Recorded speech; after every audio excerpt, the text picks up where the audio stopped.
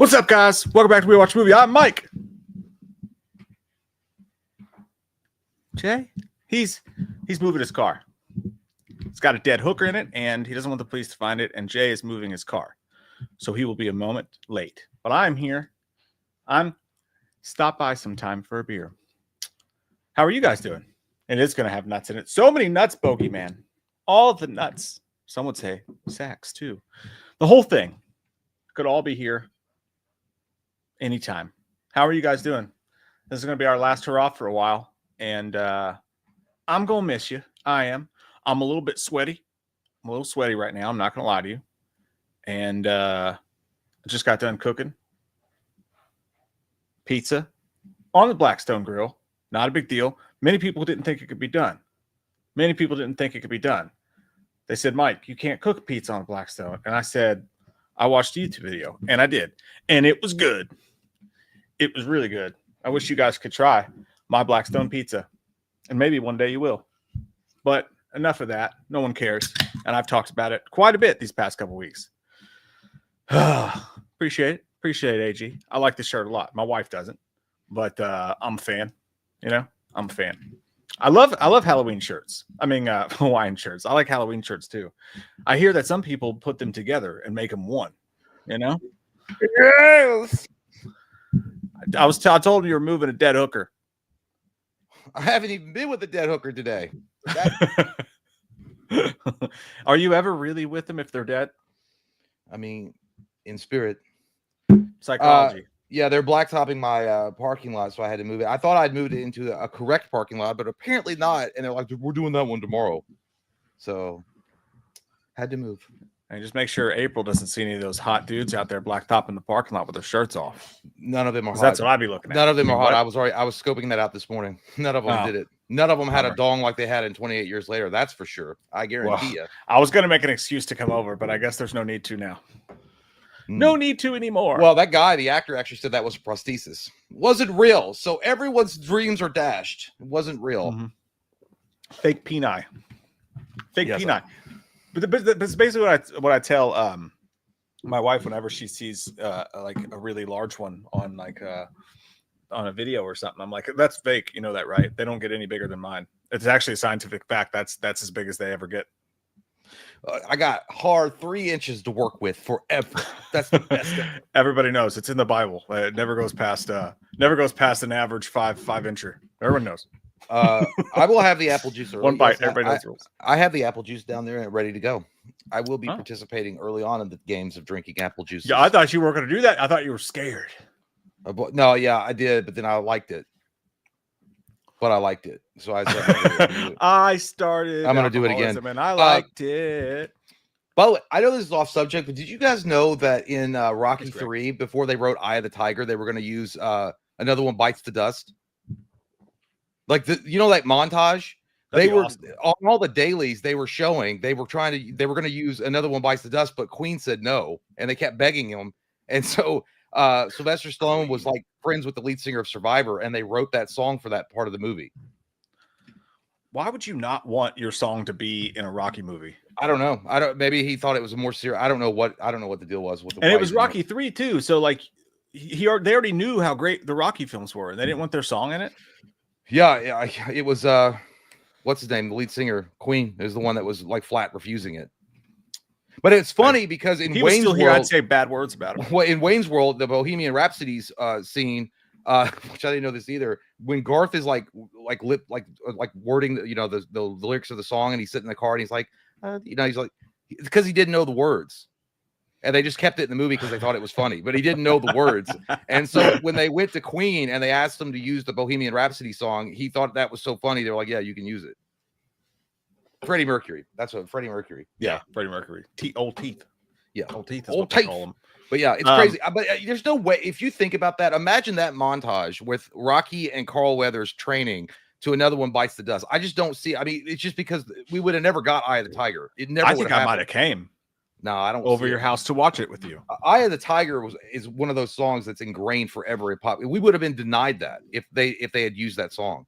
Yeah, Burning Heart is great. That is true. Someone said Burning Heart's better. Michael said Burning Heart. Burning No, Heart. no, With a burning heart. that's Burning Heart's only after you have Taco Bell. It's awful. And a quench for the thirst. It's a great song. Do I you- did I had a Tiger once at karaoke, and dude, I nailed it. And then I got to like the very end, and my voice went, it just went all the way out. I was like, fuck. Choked on a 28 choked on a jelly bean. D's like, hey, last stream for a while. Let's get some sexy background music. We can't, D.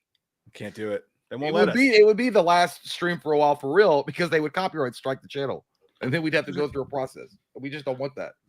My ears got bigger. My headphones keep falling out. I don't know what's going on. I'm gonna have to Google that and see what disease it is. Your ears get bigger. What's it be? You got ear cancer. It's terrible. I knew it. Ears gonna fall off. Damn Dumbo diseasatorian. Yeah, dude. Maybe now I just want to watch Rocky. What does that mean? What does that mean? Jabroni said, "Congrats on connecting your beard, Mike." What does that mean? I guess Is it it grew like- in. It's not. I mean, I guess it's barely connected. Are you not supposed to cut those? What? I thought you're not. To cut what? Well, it's like really thin right here. So like, I don't. If you're wanna, trying like, to have a look beard, you wispy. don't. You let it grow. You let it grow all in. I just don't grow it very well here. So I guess I did trim my beard today. And my nuts. Ah, the bearded dragon was definitely groomed. It's pro tip, guys. All right, pro tip. When you get near the shaft, you want to take it all the way down, make it look bigger. Just letting you know. Yeah. I'm talking about weed eating, by the way, in your lawn. We're lawn experts. Just in case anybody's wondering. Yeah, I gotta be honest, man. Well, we'll talk about it in the spoiler. I wasn't a huge fan of that movie. At all? No, I mean, it was Overall? like when I watched it, I was like, "Is I?" But it wasn't like I was like, "You're right." The ending, I was like, "What? The 7 Lucky Ninja Kids is this?" Oh my god, dude, that was It's like, awful. is Quentin Tarantino back there smoking an 8-ball? What's going on? Somebody cue the Kill Bill music. Dude, yeah, that was bad. Well, I mean, we can get into it. I mean, it's all spoiler shit. It's in the thumbnail. Everybody knows everybody knows Jibba Jabba. Everybody knows Jibba Jabba. Well, I mean, first and foremost, that's fine. I gave it a 7.0, like a 7.0 flat. That's what I gave it. I feel like if I were to rank the other 3, it was going to be. I know that people don't like this, but it just is what it is. We go play controversial. I think that 28 Days Later is the second best of the 3. I think that 28 months later, 28 weeks later, was it 28 Days Later? I'm sorry. I always get them confused. 28 days weeks, later. years. They Yeah, skipped but- one. It's annoying. Yeah, I don't know. Yeah. So I like the one with Jeremy Renner the best. I just do. I like the action. I like the stakes. I don't know. I feel like all this stuff was better about that. This movie, 28 years later, starts out strong. Good strong hand. Good strong. And Well, then strong hands, and then you know they get found out that they were using steroids the whole time and they lose everything. That's what happened. It's just, and you know what? Honestly, Aaron Taylor Johnson was actually good in this film, and they cut him short. I was expecting to see him more and grow in a relationship with his son and figure out what. Hey, you cheating on my mom? He's like, yeah, because your mom got brain cancer. It sucks, but I can't do nothing with her or something like that. I don't know. But then you have this kid, which by the way, the kid was a good actor. He actually didn't bother me that much. Which I was shocked at. At first, I thought, because dude, I There are love some people pooping on him. I thought he was fine. He's all right. I think it's the Scottish accent. Like I was like, great, you had to pick one of the freaking accents. I can't understand when they get mad. I can't understand them, but it was fun. I did understand him. He wasn't that bad. What I thought he was a little prick though is he's taking his poor sick mom across like zombie infested dongland with all these big dongs everywhere that look like giant clubs connected to their pelvic bone, and she's like sick, and he's gonna go see Voldemort in the Tower of Skulls. Ralph Fiennes was in this, Voldemort himself, which was actually great. He was awesome. He was good. And then, but then it falls apart when, like, you know, like you guys are right. The Power Rangers happen with like. Also, no, unfortunately, that's a big bummer, Jason. No, they do. They do play. It's a remix. It's at the very. hear it. It's right before the Pimp Daddy Mac and the Power Rangers show up. They do play it. Are What you he's like, sure? yeah. It's not the full original version, but it's a slight remix. It's weird, but yeah, when he's like cooking the fish, they're playing it. Huh, I don't remember that. But by the way, if they Why are you lying? If they had just ended it there, where the kid like drops off the by the way, the newborn baby and the infected can get like pregnant now. Come on, guys. I guess. No, dude, I thought. See, to me, that's proof that the infected were fucking. They were. Somebody on my comments today said, no, I just assumed that she got turn infected while she was pregnant. And I was like, no, dude, there's not enough people. Did you see the size of that man's dick? It would turn anybody, infected or not, into like a salivating being. Here's the thing, by the way. I will say this movie felt. By the way, somebody said it's not Scottish, it's Newcastle. All right, I don't know. I couldn't understand sometimes when they were like getting like serious. I couldn't when they were drunk, especially. But well, we live in America, so they need to speak American. Did Blade show up? No, he should have though. That'd been awesome. But no. What was I going to say? Oh, I saw a parallel while I was watching. I was like, did you fucking rip this off? Because the one movie that did this, where the zombies, and I know they're not zombies, they're infected, but whatever. Let's just call them zombies for the case of the argument. People get so mad. The Land of the Dead, George Romero's already did this, where the zombies had kind of started regaining a little bit of their societal skills, and they had one big leader called Big Papa or whatever he was called, Big Daddy. I can't remember, like the guy, I know the ones on, and they had the whole, had the ivory tower that was Dennis Hopper ran, and John Leguizamo worked for him, and all the zombies were getting smarter, and they were starting to form some kind of clique together. That's a really good point, dude. I didn't think about that. Yeah, because when I was watching, I was like, they already did this shit. Yeah. That's you're right, dude. Romero literally did that. Literally. And Big Daddy was the main like leader in Land of the Dead, and in this case, Big Daddy Dong was the main leader of the 28 Years Later cast. They already did all this. Yeah, that's true. I'm not saying, but it is what it is. I just saw the parallels. I'm not saying he ripped it off, but it's not that. Yeah. I've seen this kind of storytelling. I've heard a trope like this before. I've heard a rant like this before. What? Was that Dogma? Mm-hmm. Yeah, you sound like fucking Lucifer, man. Sweet pool, bro. Yeah. Sweet pool. Yeah, dude. So you gave it a 7.5? 7.0. Just 7. Yeah. I literally like.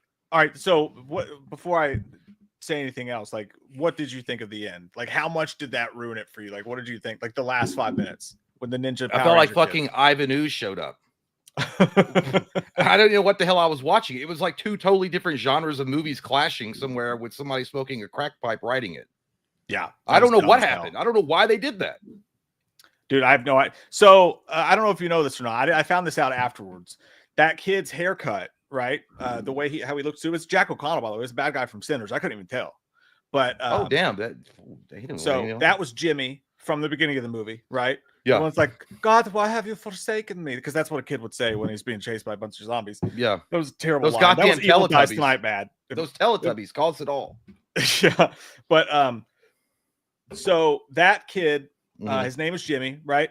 Yeah. But when he comes back, and he's dressed like that, and he has that stupid blonde haircut and the jumpsuit on, there's a guy from the UK named Jimmy Savile.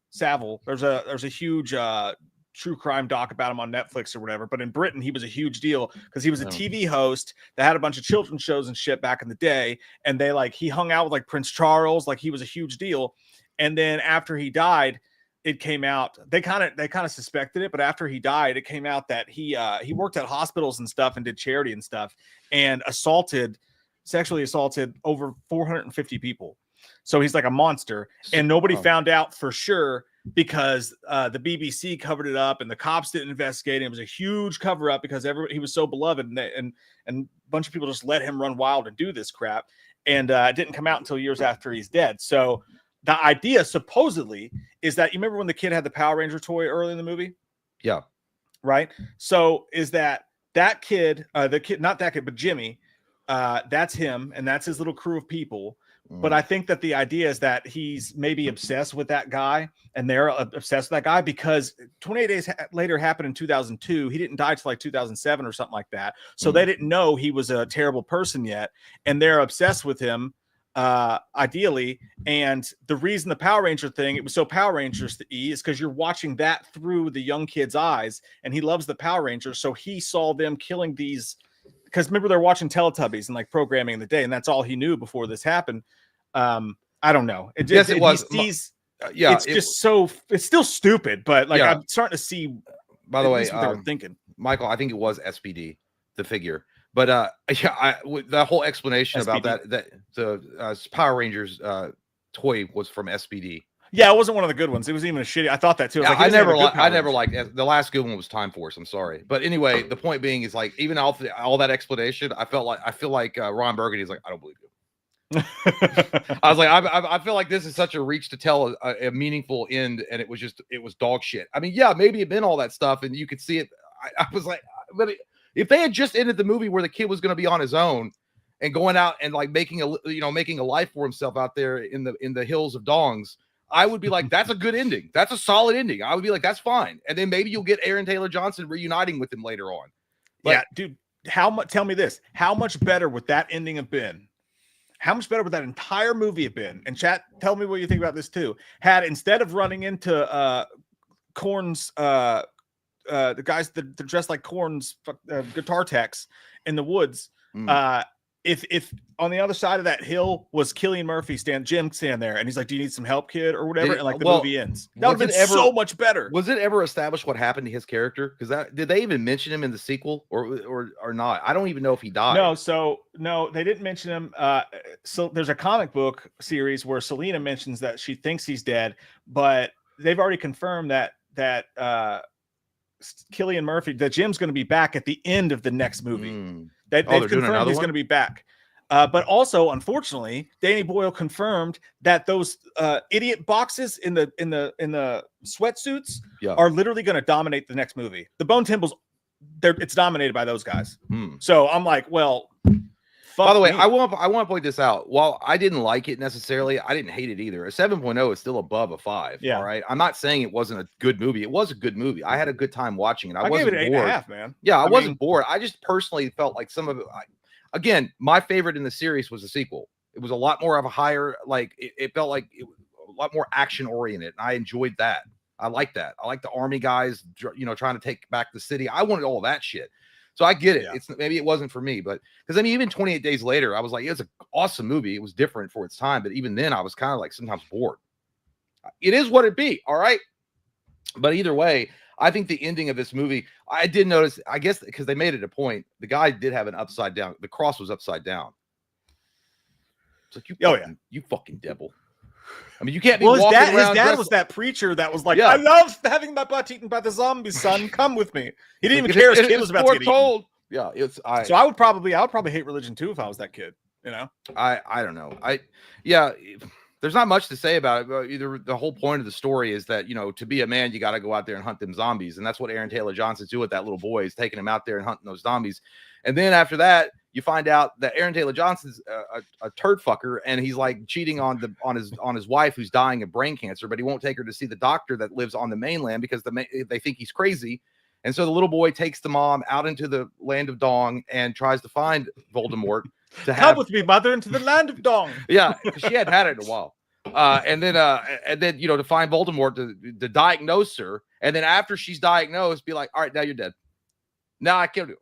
I was like, well, she could have. I mean, I understand that she was dying, and it was probably like a parallel of euthanasia, like a mercy killing, and I understand that. But it was like, well, you might have had a couple like solid weeks left. I mean, you could have like hung out or something with your son for a little longer. Yeah, kept fighting. If I was that kid, I'd have been so pissed at him because, like, okay, so I brought my mom to you to fix her. Okay, you let me know she was gonna die, and then 10 minutes later, you drugged me and you killed her. That's what now we're like best friends, and I'm like, ooh, I get to put her skull on top of the mountain. And then Voldemort, Ralph. By the way, it's not disrespectful. I loved his characters, Ralph Fiennes, but and then he has the audacity to come back. He's like, here's your mother's skull. Pick a place for her, the best kind. Like he's Willy fucking Wonka. He's like, get your favorite candy. I was like, it's my mom's fucking skull. And by the way, for this little kid being 11 or 12 years old, he's handling it very well.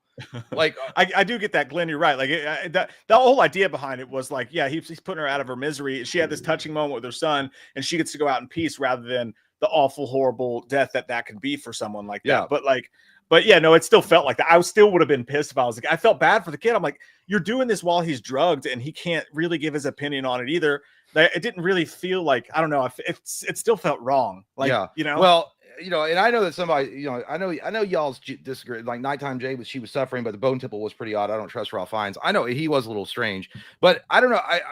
That's just my look on it. I was like, well, you fought all this way to find out that she's dying. And I understand it's a very painful disease and brain cancer. I've had people in my life, close family members that have died of cancer. So I understand, but I don't know. It's obviously a post-apocalyptic world. It's not like the same as like where you can have like treatment and stuff and, maybe fight back the disease. But I don't know. Yeah. It kind of felt like so like anticlimactic. It was like, no, oh, no, no. shit, Yeah, no. what I the mean, fuck? obviously, like obviously we get it. They were putting her, out of her misery, and like because really, like, dude, what would have happened if they were so lucky to even get to that point with her condition, what was going on at any moment when they stepped out into the woods, she was probably going to die a way worse death. Yeah. So like, I get it. All I'm saying is, and I know what you're saying too, is like it did feel so, like, to drug the kid first. It felt that just felt weird to me. Yeah, Like, I don't that know. part did. It's You just shot him with a fucking pea shooter. Like, yeah, it was you know, it is what it is. It was a choice that the director made. It was a choice, and that's fine. That's cool. I mean, that's what it is. But I will say so, and also so Voldemort, Ralph Fiennes didn't die, so he's still out there. That's another thing that was bugging me too. I was like, well, the village that the kid's from, wouldn't it be better that you could convince the doctor to come back to the fucking village so that there would be a doctor available? You also just gonna drop a zombie baby off at their door, be like, hey, I'm not gonna tell you what's going on. Well, I did. It's infected, but hey, here you go, deal with that shit. No yeah, well, doctor. it's not infected, but it could. Well, that's what they say, but we don't know. It's gonna be some kind of mutie baby. That was the thing too. Like, Ralph Fiennes just let that kid walk back by himself. He was like, "All right, get out of here." Well, I think he could have went with him and like protected him. Maybe somebody's going, "Well, you're being a little bit over analytical on it." I understand. Like, he'd also like shown that he's a man now, that he can take care of himself, and he's like now he's broken the boy and he's become a man.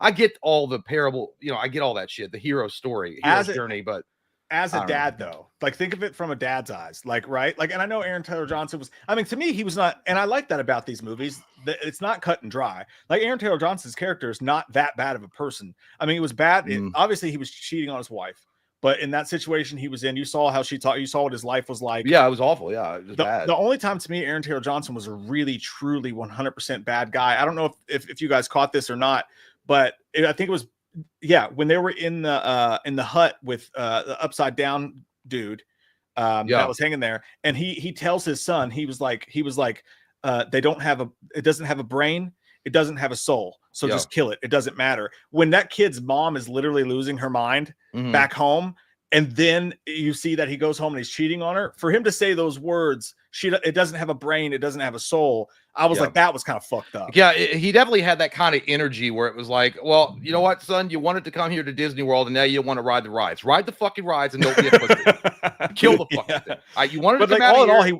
You got people were giving you biscuits and flowers as we were leaving the village because they thought you were awesome, and now you're going to puss out on me. Kill that fucking thing. It was that energy. But yeah, and then it was a cool moment. Like, again, the relationship between Aaron Taylor Johnson and the son, I'd rather have them focused more on that and have that be the story. Like, I understand why they chose the mom because she's dying of brain. I understand all that, but I'm saying I would have liked to have seen how that would have played out a bit more than what we got. And I did think that, I mean, Aaron Taylor Johnson is a good actor. To be fair, he's just been in some really shitty movies, but he is a good actor. So that one scene was really cool at the staircase when after Aaron Taylor Johnson like bitch slaps his son across the face, and then he runs up to his mom and then like pulls the knife on him. He's like, "Get the fuck away," or whatever. And then he was like punches the wall when he was. I don't know, dude. There was like a lot of. I understand this is part one. We're talking about the movie though. Like, you don't judge every single movie on a trilogy. So because Godfather 1 was a perfect film, right? We can still say that Godfather 3 sucked nuts. And I'm not saying this movie sucked nuts, but you can't just go, well, it's the first part, so we have to appreciate and not talk about any problems with the movie at all. Here's the thing. I'm not taking a shit in anybody's cornflakes that really enjoyed it and gave it a 10. That's awesome. If you had a great time watching it, for sure. Like, that's all. This is just an opinion of mine. I'm not saying it's right or wrong. It's all opinions. But I'm just saying, personally, I would rather have seen that explode. And you're right, it's part one. There might be if there is a part two, you might see more of that relationship flourish or flower out.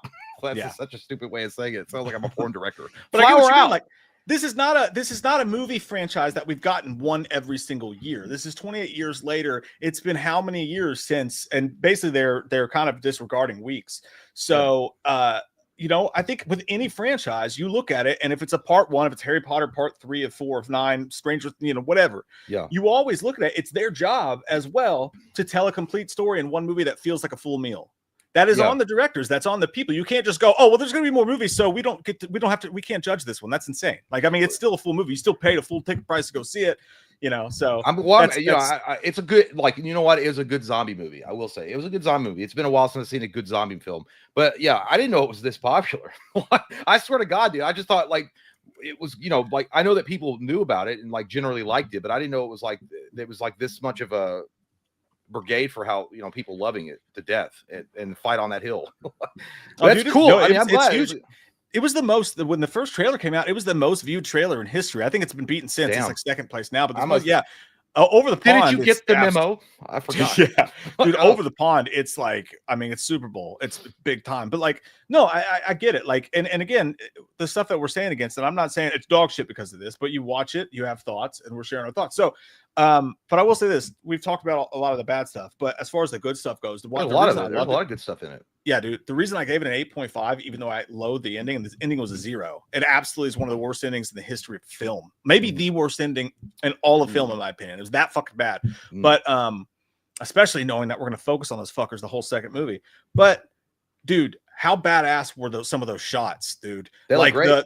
all the cool shit they did with the cameras. I've seen people bitching about that, and I'm like, I don't get that. Like, dude, all the cool and like, all the awesome like, dude, when they would shoot somebody with an arrow and the camera would quick pan to the back and you get that new camera shot of it coming through the other side, like experimental.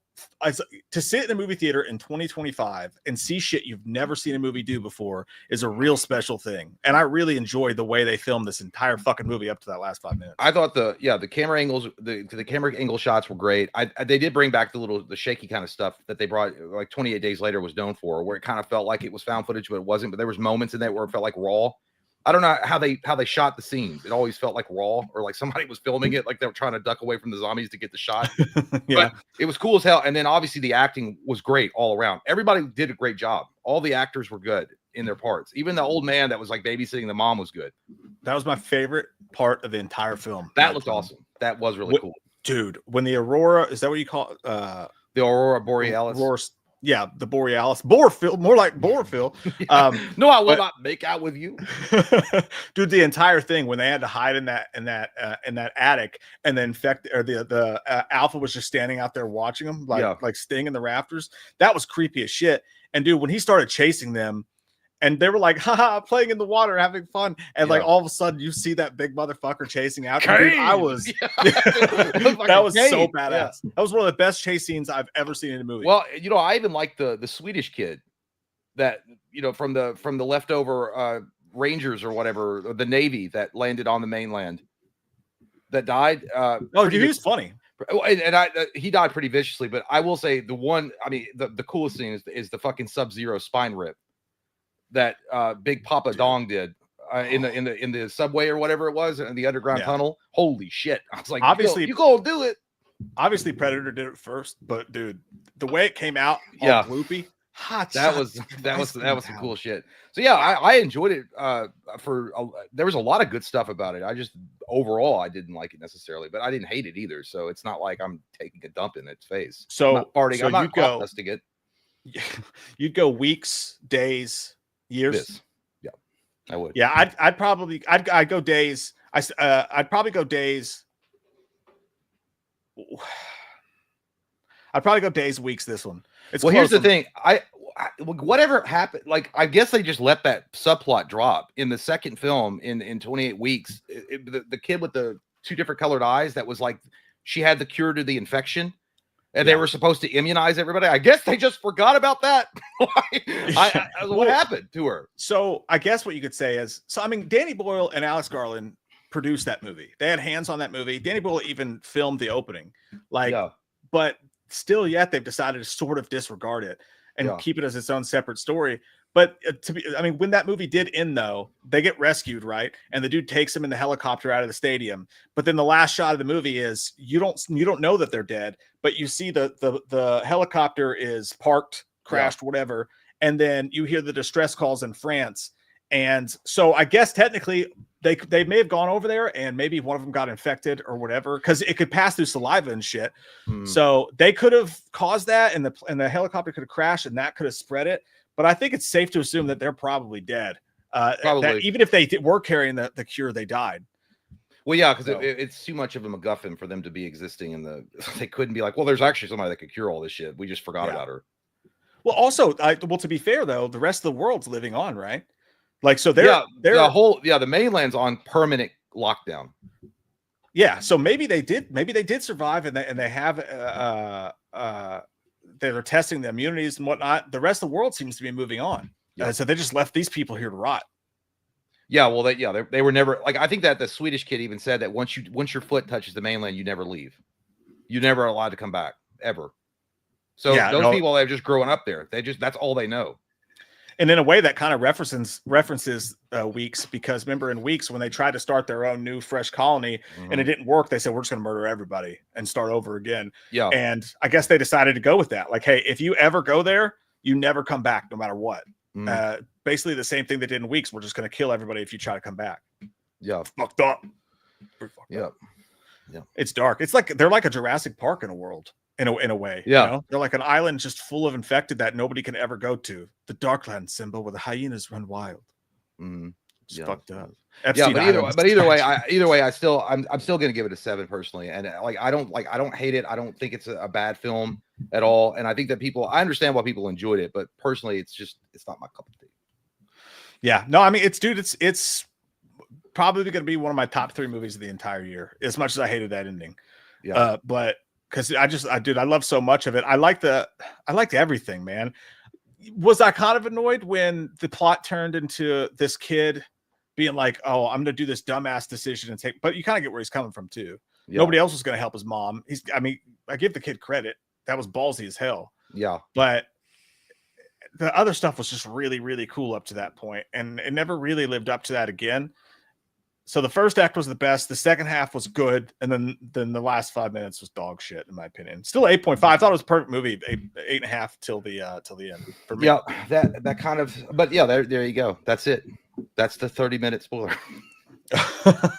Well, when it got to your all's opinions on it to get through his wheel, Nighttime says, Loomis Chalice, you keep rewinding the alpha scene. Which one? Oh, I know what you're talking about. I didn't want to look at that big goddamn sausage. What are you talking about? I closed my eyes and pretend it didn't exist. That wasn't a sausage. That was the full $13 80/20 hamburger beef that you buy at Kroger. You know what I mean? I mean, I'll party. I know a lot of women who like to party. No one's taking that thing. I'll be right. I got to go pee really quick. Enjoy pee-pee. No one's taking it. No one. But dude, I mean, seriously, how big were those things? Shocking. Someone had a fetish on the special effects team for sure. Jeremy Shelley, Mike J, what the shit are you doing? What do you mean? What do you mean, Jeremy? What do you mean? Is that your room? You really like the Tar Heels. It's kind of badass. I'm not going to lie. I'm not a Tar Heels guy, but that's a pretty dope setup you got there. Andres Martinez, however you say it, I apologize. Is it the last stream for a while because you guys are being forced to summer Christian camp to pray the gay away? Spoiler alert, guys, it's not gonna work. Hey, there's some things you can't pray away. There's a lot of things you can't pray away, and gayness is, I'd say it's pretty fucking far up there, but they keep trying to take it from us. Just what I was thought. Sometimes I thought it worked, but then I get back and I see the hot dudes playing volleyball with their shirts off. And I'm like, just when I thought it was out, that pulled me back. Sid Rock never saw more wieners than in a Chalice Loomis videotape. Well, that's none of your business, sir. And I'd like you to stay out of personal affairs. If they don't do a porn parody of that, in all honesty, they're really missing out. You know, like some chicks are into that stuff. They read all that monster porn. You know, some chicks are like, you know, the scene in Dracula where he shows up as a big hairy monster and he's just like railing her on the park bench outside. Some chicks are into that. That there's a whole line of like porn books where women are just like banging monsters. It's weird. They should make a thing with one of those and find the dude with the biggest dong in porn and have him just roaming the woods. I guess that would actually be more of a different kind of fetish. I don't know. Now my mind's going, you've dirtied my mind, Cineroth. You've dirtied my mind so much. Well, Willie, hey, Jay, this is mini vacation. With this mini vacation, I'll wait till Jay pops in here. Wild Willie, I try to put my finger in what it looks like you're doing in your photo, but I can't. Are you trying on snowboarding glasses or... I can't put my finger in it. That one's for you, Jay. Hey Jay, with this mini vacation, can you please try to watch Andor? It's the best Star Wars content since Return of the Jedi. No Easy Way Out. It's my favorite Rocky song. That's a great song. I mean, maybe I'll check it out. I don't know. I've heard good things about it, but Yeah, maybe I will. Maybe I will, Willie. No. Just tell him no, Jay. You don't have to lie to him. Just tell him no. Apple juice. I'm strong. So, you went to get some apple juice. No, I have it already. I had it next to it. Prepare yourself. Motionless Zombie says, "Hey fellas, I turned 35. Hey, happy birthday, pal! Happy birthday, Motionless Zombie! Happy birthday, dude." Can I get a Feldman and Chalice birthday shout out? Also, Mike, did you see the Asking Alexandria Warped Tour video? I did not. I heard it was bad though. I think I saw a clip and someone was the meme I saw was it was like a Ronnie Radke, and it's like either you die the villain or you become Asking Alexandria or whatever. Was it bad? I'll have to go back. Let me know what happened. But otherwise, Asking Alexandria sounds like what I do when I go to Chuck E. Cheese and I hit on single moms. I find like, hey, Alexandria, would you like to go behind the creepy puppeteer rat and maybe provide some fellatio on my butt? What is going on? Happy birthday. I'd like to take you to Chuck E. Cheese and do some shooters in the parking lot. If we have a good enough time and the pizza tastes just right, I might give you a birthday extra behind the dumpster at Arby's afterwards. Play your cards right. Anything could happen. Mostly, you're looking pretty good there. I like a sweaty woman with a microphone. Turns me on. Happy birthday, Motionless Zombie, dude. I hope that you're not a part of the wolf pack, so that's why I'm going to wish you a heartfelt happy birthday. Don't you ever go out and steal my songs or my dance moves, because then I'm going to have to report you to the FBI, and I know a lot of them. So have a good birthday, Motionless Zombie. You want to go to the Top Gun golf? Okay. Michael Partan, 20 inches is too much for me to handle. Michael, if you could handle 20 inches, then we have to admit you to like, a facility. I feel like if that's the case. Yeah, your asshole would be the Chicago wind tunnels. No. You wouldn't have to pray away the gay if you went to a camp and you saw one of those things there. Yeah, you'd be like, I like vagina. If you had to have sex with one of those zombies, it'd be like when you got caught smoking in middle school and your parents made you smoke the whole pack. Yeah, like, I can't. I guess I'll never touch that shit again. Oh my god. Dayton Doyle status. I like your picture. It's beautiful. After my first viewing, I was 2.5 out of 5 on 28 years. I rewatched it and now it's a 4 out of 5. Action and the score is awesome. What did you think of Prego part? Oh, we didn't talk about that. That's true. We talked about it a little bit, but that was fucking gnarly. I was like, you got more art than me, sister. I was like, no, I'm not touching that shit. Dude, I just thought that was one of the dumb things to me. Like, I didn't mind it, whatever. I was like, oh my God, we're about to see a pregnant lady have an infected baby. To be fair, like you said about the other thing, we did see that in Dawn of the Dead. We saw a zombie baby happen. This was not a zombie baby, but I just thought it was dumb how first off, she runs off towards the screaming of a woman, and the kid and the soldier dude just kind of let her run away, and they're like, should we go check? And they're like, I guess so. Like, she should have been dead by the time they got in that fucking train. Yeah. Easy. But they get in there and she's locking up like Ric Flair and Hulk Hogan with it, like they're holding hands together. I was like, that was true. Yeah.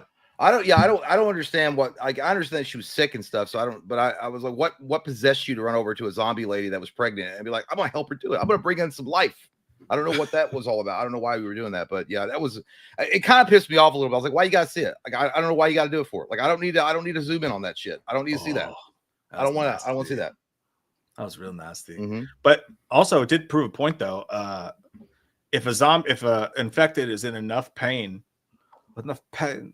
then she forgot she had the rage because she was in so much pain. So she was like, oh, thank God, please touch me. Hold my hand. Hold my fucking hand, man. I don't a 4-year-old virgin. Yeah. Hold my fucking hand. I'm not sure. Like, I swear, like, it might have been like something like to do with like maybe she had regained some type of societal norm, the zombie lady, and that's why I don't know. I thought she might have like fucking said something like thank you. Like, I don't know. That's what I thought they were going for. Well, yeah. Did you notice that also when the alpha got there and saw that that was his baby, and dude, he was fucking pissed. Like when he saw what was going on, he held back for a second, and then he was like protective. Like that was a dad being protective of his wife and baby. So they're really evolving now into something else. And again, it's cool, but it's been done. George Romero did it. Yeah, you're not lying. You do not tell a lie here when you say this, my friend. Mm. As Poop by Anakin Skywalker says, scientifically proving long pee-pee equals infertility. I don't know if that's true. I mean, Could I have be. 2 kids, pal. So He obviously, said long pee-pee. Oh, Not short and excuse me. stout. My bad. Girth. Yeah, Girthy. I guess. I mean, you did get pooped by Anakin Skywalker, so if anyone knows. Big facts in the city of love. Jeremy Shelley says, feeling good today. Co-signed to help my daughter buy a brand new car. Hell yeah, Nice. dude. Excellent. We need like a bell for when dudes do cool shit. That's awesome. I want dude. like a fucking bell to ring. That's awesome, man. Love you guys. Love you too, buddy. You guys get me through a lot of tough days of work. Appreciate that, man. Appreciate you, man. That's awesome. Hey, you're clearly doing good, dude. Look at his fucking man. Yeah, but he lost points because his fucking Tar Heels. What is that shit? Unfortunate. What is that? I know it was Michael Jordan's home team, but Jesus Christ. Hey, I love that though, Jeremy. You know what I've realized? I like In my my older arcades age- though. Oh yeah, there's some arcades back there.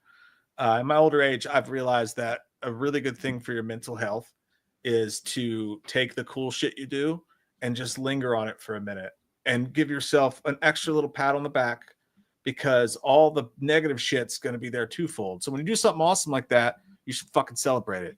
Mhm. And I'm done being serious now. I apologize. But Eric Hess said, hey, Loomis, fuck you, pal. Love the rest of y'all. Love you too, man. Why don't you go take a goddamn parachute jump off the Grand Canyon without your goddamn parachute deployed? Shut your goddamn fuck you, Eric. No, don't do that. I want to get sued. Make sure you pack a parachute when you're doing that. But, hey, maybe he's like Tom Cruise in the Mission Impossible. He has 17 parachutes. Maybe so.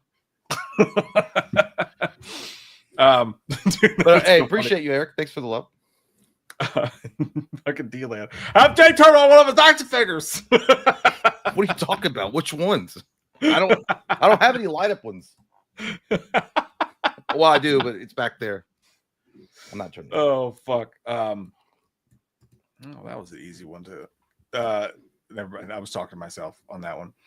What were we? Oh, well, you're doing it. I got you.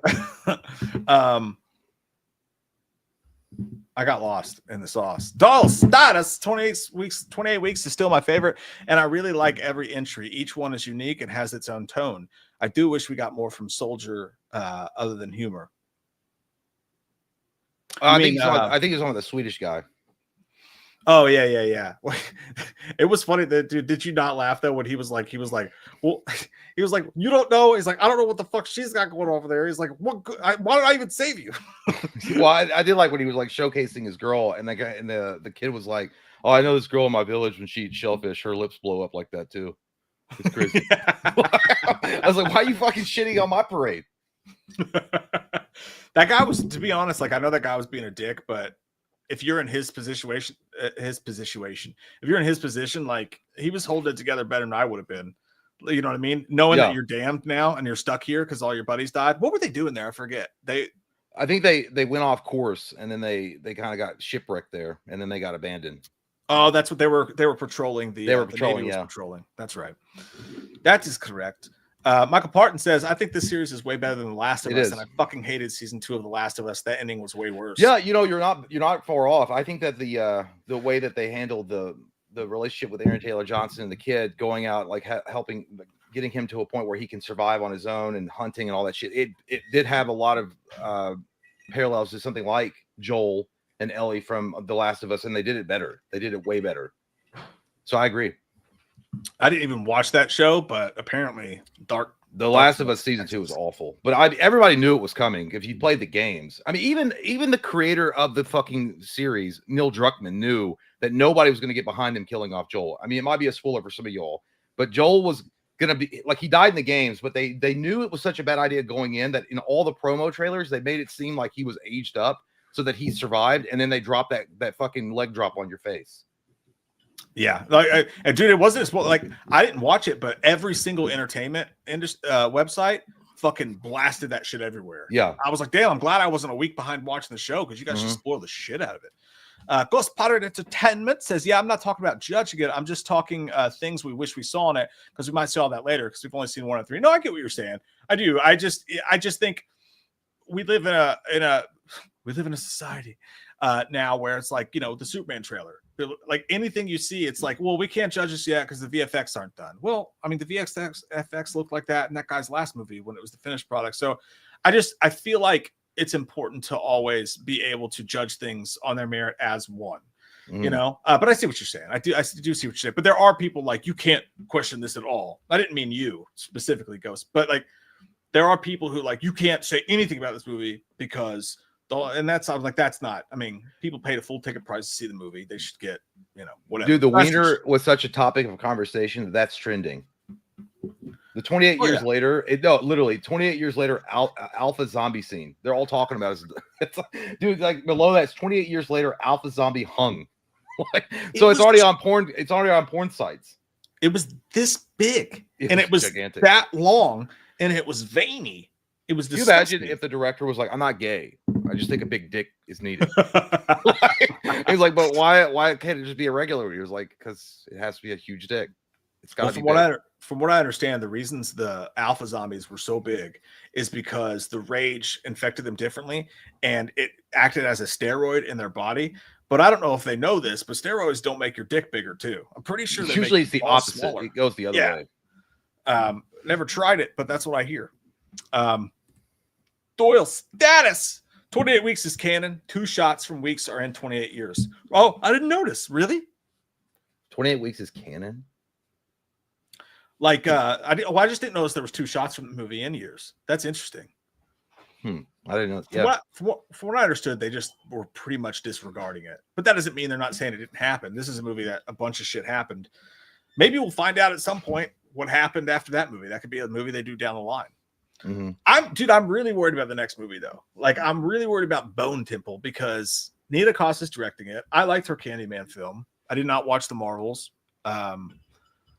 Bunch of people are like, oh, it's going to suck because it's her. I don't think that's necessarily fair. But the only reason Danny Boyle's not directing it is because where they shot this movie, it would have been too expensive not to shoot them back to back. And he had to go edit and promote this movie. So he had to have somebody else do it. And they chose Nita Cost to do it. The only reason I'm really worried about the movie is because he says that those guys are going to dominate it, and he spoiled the shit out of the next movie. He said Killian, those guys dominate it, and then Killian shows up at the end of that movie just like they did at the end of this one. I'm like, why would you say that in an interview? Maybe there's something I don't know. I don't know. Yeah, I have no idea. But yeah, if they spoiled it like that, this movie made good money. I'm assuming. I think. Yeah, it's on track to do well. Not as well as they thought it was going to do, but it's not doing poor. Austin, the ending is comparable to Loomis and Halloween 4 saying, Michael has escaped. I need a group of teenagers with attitude. That's true. It really is. Yeah. Michael is out there still. Gather up the most strong of the town. I need all of them. And then we will take Michael down together. It's the only way. And make sure they can do kung fu flips. Needlessly. Not that it's needed. They just need to do them. That was another thing too. Is like I understand. Like it's already weird enough that they come out and they start doing this Power Ranger stunt, like Kill Bill shit. And then when they were doing their flips and shit, it was like, why are you doing that? Like, you don't have to flip. Like, you're just flipping for no reason, just to show off that you can flip. I don't know.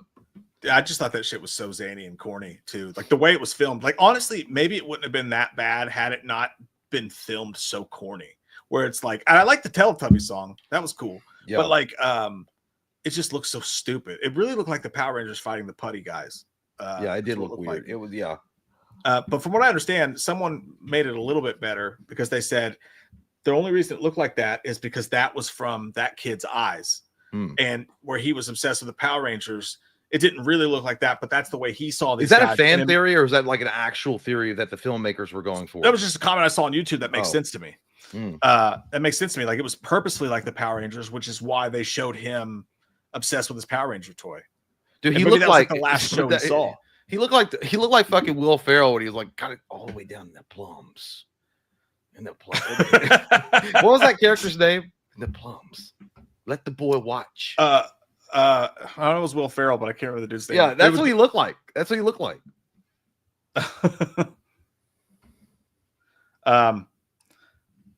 But yeah, no, that shit was fucking crazy. The corniness of that just cannot be, no matter how you fucking want to argue that, the corniness of that can't really be explained. Michael Parton says, I'm with Jay with a 7 rating. I'm feeling iffy about it, about who's directing the Bone Temple. Same person who did the Candyman remake of the Marvels. Yeah. Yeah, it's not, I don't know. It wouldn't have been my first choice. My fucking Bone Temple fell over when I saw that. Not that she was directing it initially, but when I saw that they were going to dominate the next film, I'm like, oh, this is not good. I don't like it. I don't like this one bit. Lee Best said they do reference weeks a few times. Yeah, I didn't notice that. You guys caught that. And that's the best part about doing these spoiler streams, is because you guys are fucking way sharper eyed than we are. I didn't realize they referenced weeks. So if someone knows, tell us. In the comments, because I don't. Yeah, at what part did they do it? Because I know they didn't mention Cillian Murphy. They didn't mention any. I mean, I guess maybe they. Yeah. I don't remember any particular part that they had talked about what had happened in London. Because that was the epicenter, right? The London was supposed to be the epicenter. Yeah, it's where they rebuilt. So I don't fucking know. RFK Jr. saying all the small things. Oh god. Hey, it's good to see you, Tim. It's been a minute. Tim. I haven't done the RFK thing, but it's like, oh, the small things. She left me roses by the stairs. Her eyes let me know she has no vaccines. Yeah, that was pretty good. Poor guy. Nuclear. Yeah, that's a wild thing. Motionless. My profile picks Trent Reznor from 1999. Well, he still looks fuckable. I mean, I think we all. Hey, by the way, Motionless. Member for 11 months, dude. Appreciate you, dude. Holy fuck, that's awesome. Almost 1 year anniversary for you, huh? I don't know if I told you this before or not, but the coolest thing I've maybe ever seen someone in rock do. 9 Inch Nails, Trent Reznor's the lead singer. They were playing a festival, and like, you know, their shit's like dark and stuff or whatever, but they're playing some festival, like some shit, and he goes on stage. He's like, "Is everybody having a good time tonight?" And everybody's like, "Yeah." And he's like, "Well, that shit ends now." He's like, "We're not here to have fun. We're here to be sad," or like some shit like that. Let's melt our fucking faces off with our guitar tunes, idiots. That shit was wild. Tim Chicken strikes again. Slenderman sing "Nothing's Gonna Stop Us Now." Looking in you, I've been fear paradise. Me, that's all me gonna give you. That's all it is. Sorry, I'm not gonna do the whole song. It's a great song though. I love that song. That was good though. Honor of a lonely fart. Turlington said the 28 years of Wiener Fest made me look down at my hot tamale, sigh, and leave the theater with my head hung low. And sadly, I didn't even buy hot tamales.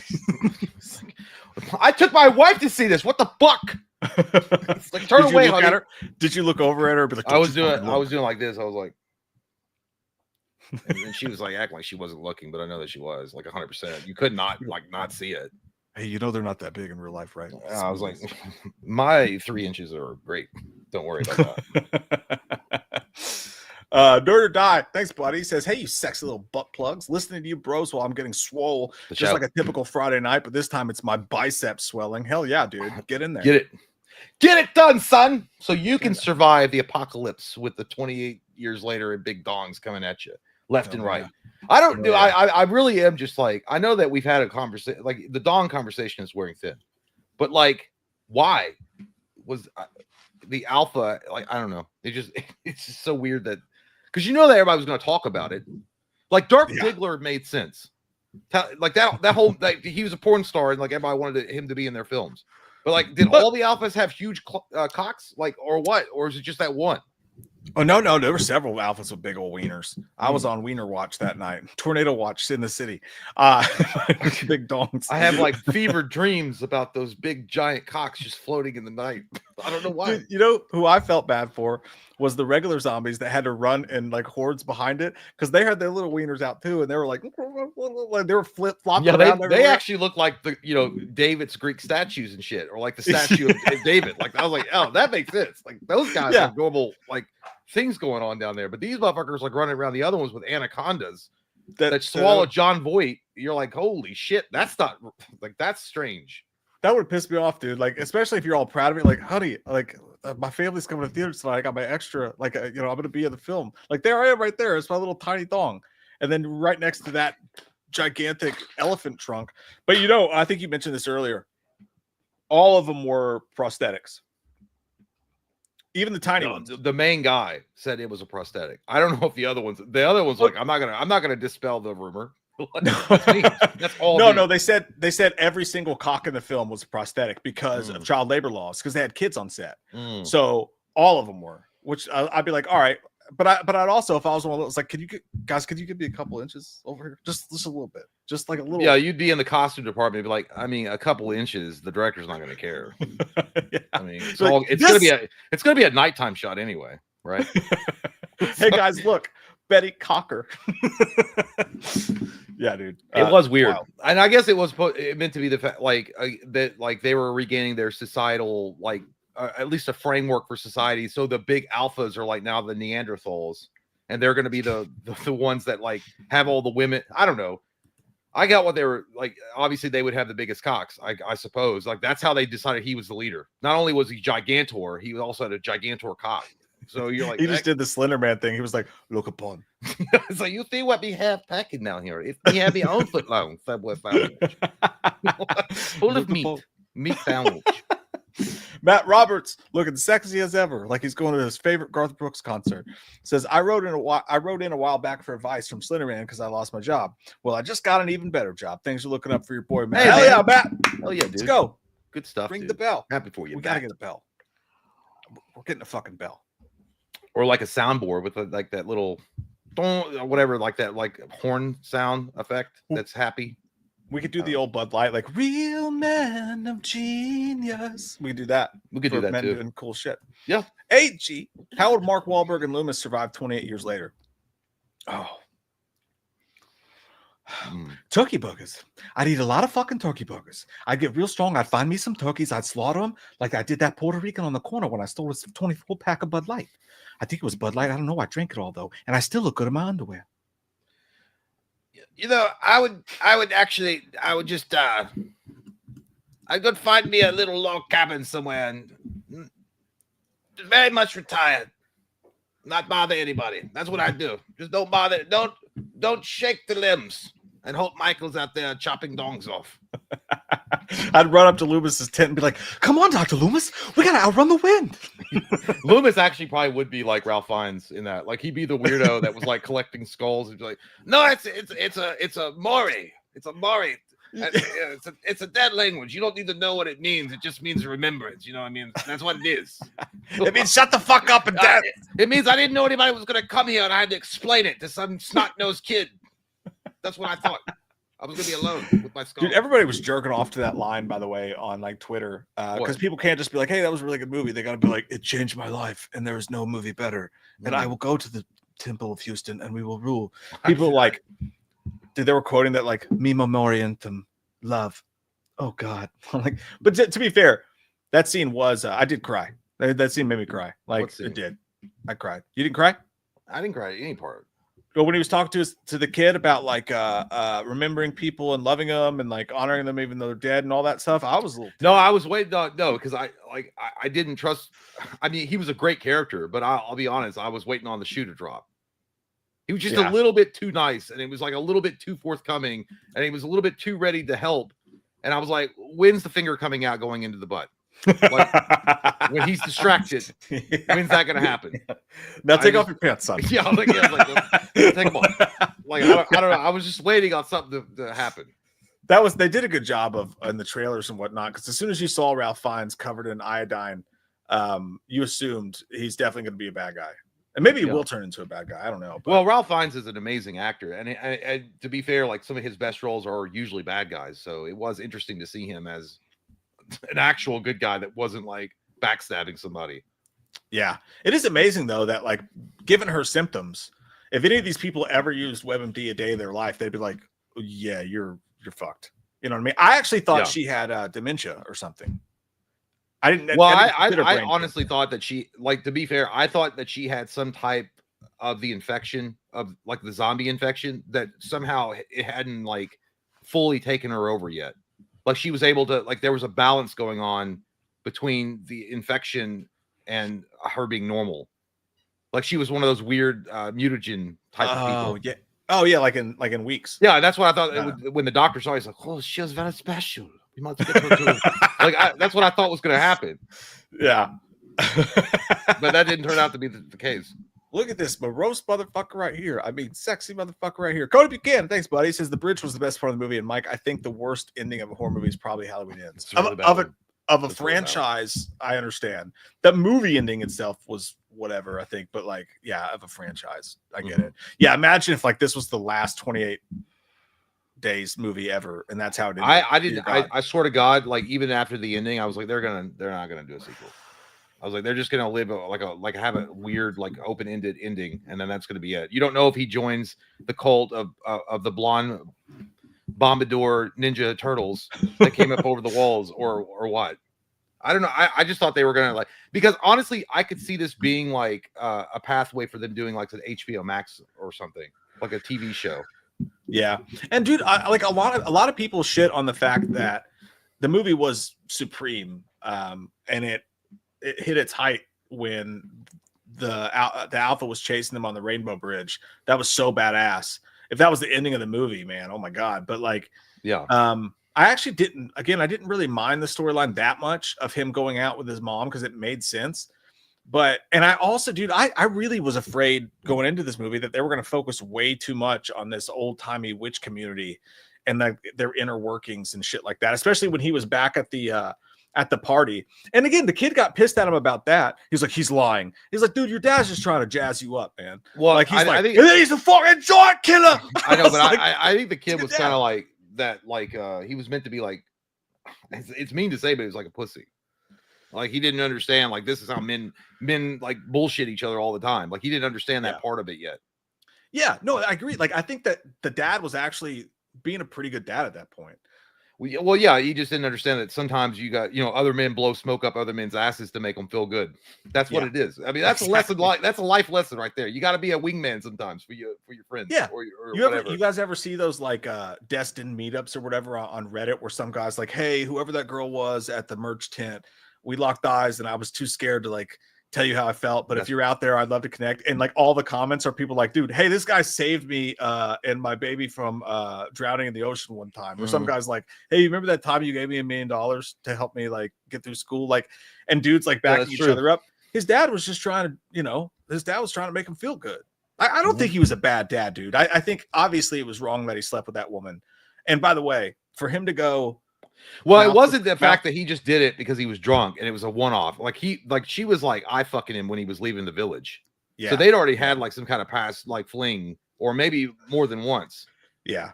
So it wasn't, and like again, I'm not in that situation. I couldn't even imagine being in a situation like that. But I'm a little dude. I wouldn't do that shit because I know what it's like. Yeah, I know what it's like, and that's fucked up. That's like a really shitty thing to do to another human being. But at the end of the day. I mean, it is post-apocalyptic shit. I don't know, like, you can get lonely in the tents.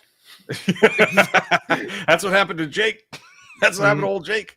But no, you're right, dude. I mean, I wouldn't have done it, and it does make him a piece of shit who made a bad decision, and he obviously shouldn't have been cheating on his wife who was sick, for sure. But even when the kid pulled the knife on him, he was a what do you call it? A flawed human being, obviously. Yeah. When the kid pulled the knife on him and he like punches the wall twice, I was like, okay, you're fucking real badass. You punched the wall in front of your kid. He was an imperfect person, but I think that's real life. I mean, people are. Well, I think that he punched the wall because I think he realized what he was like in his son's eyes. Like he lost a ton of respect from his son. Nighttime says it perfect. He's pretty poor to the mom, but he's a good dad. Yeah. But to be fair, I mean, if you're a good dad's good to this kid's mom. So I mean, also, you know what I mean? But he wasn't an all-around piece. Yeah, like sometimes dad slaps mom, but he gives me the greatest Christmas presents. So it's really hard for me to like. Yeah. I know what you mean, though. It is true. Yeah. And also, I do judge him a little bit for going. He went right under the sundress, face first, in the tunnels of Nair. And I was like, dude, you guys don't have a good shower system. Everybody's sweating, drinking. That one guy was like rushing to get through with the shower. It's like, only take this long, and he was like, I gotta see him off. I gotta see him off. Same thing in Sinners, dude. When that kid tries to go down on that girl and she's like, I walked here. He's like, I don't care. Oh, dude, it's so sweaty. It's so sweaty. Don't go in there. Yeah, that brother's thirsty. Yeah, that brother's thirsty. By the way, kind of weird for Michael B. Jordan's character to be talking to that kid like that. I mean, I know he was like what 19 or something. Well, I don't. It was no, it's not the bad twin, but the more rebel twin that was talking to him like that, wasn't it? I can't remember. Yeah, that's kind of creepy though. Like, I don't know. I think like there's an age limit before you start giving real deep sex pointers to a kid. It's true. You know, it's true for sure. Let's see. Cinderoth, Loomis, let's get together when Chalice goes on vacation. We can go to the strip club and get all sorts of weird, have fun on your vacation, Mike. Survey says no. I will not go hang out with you at the strip club, Cinderoth. I will not do that at all. Crazy paperwork and just not no got I don't have time to go look at titties in the strip club and throw away depression money. I just don't have that.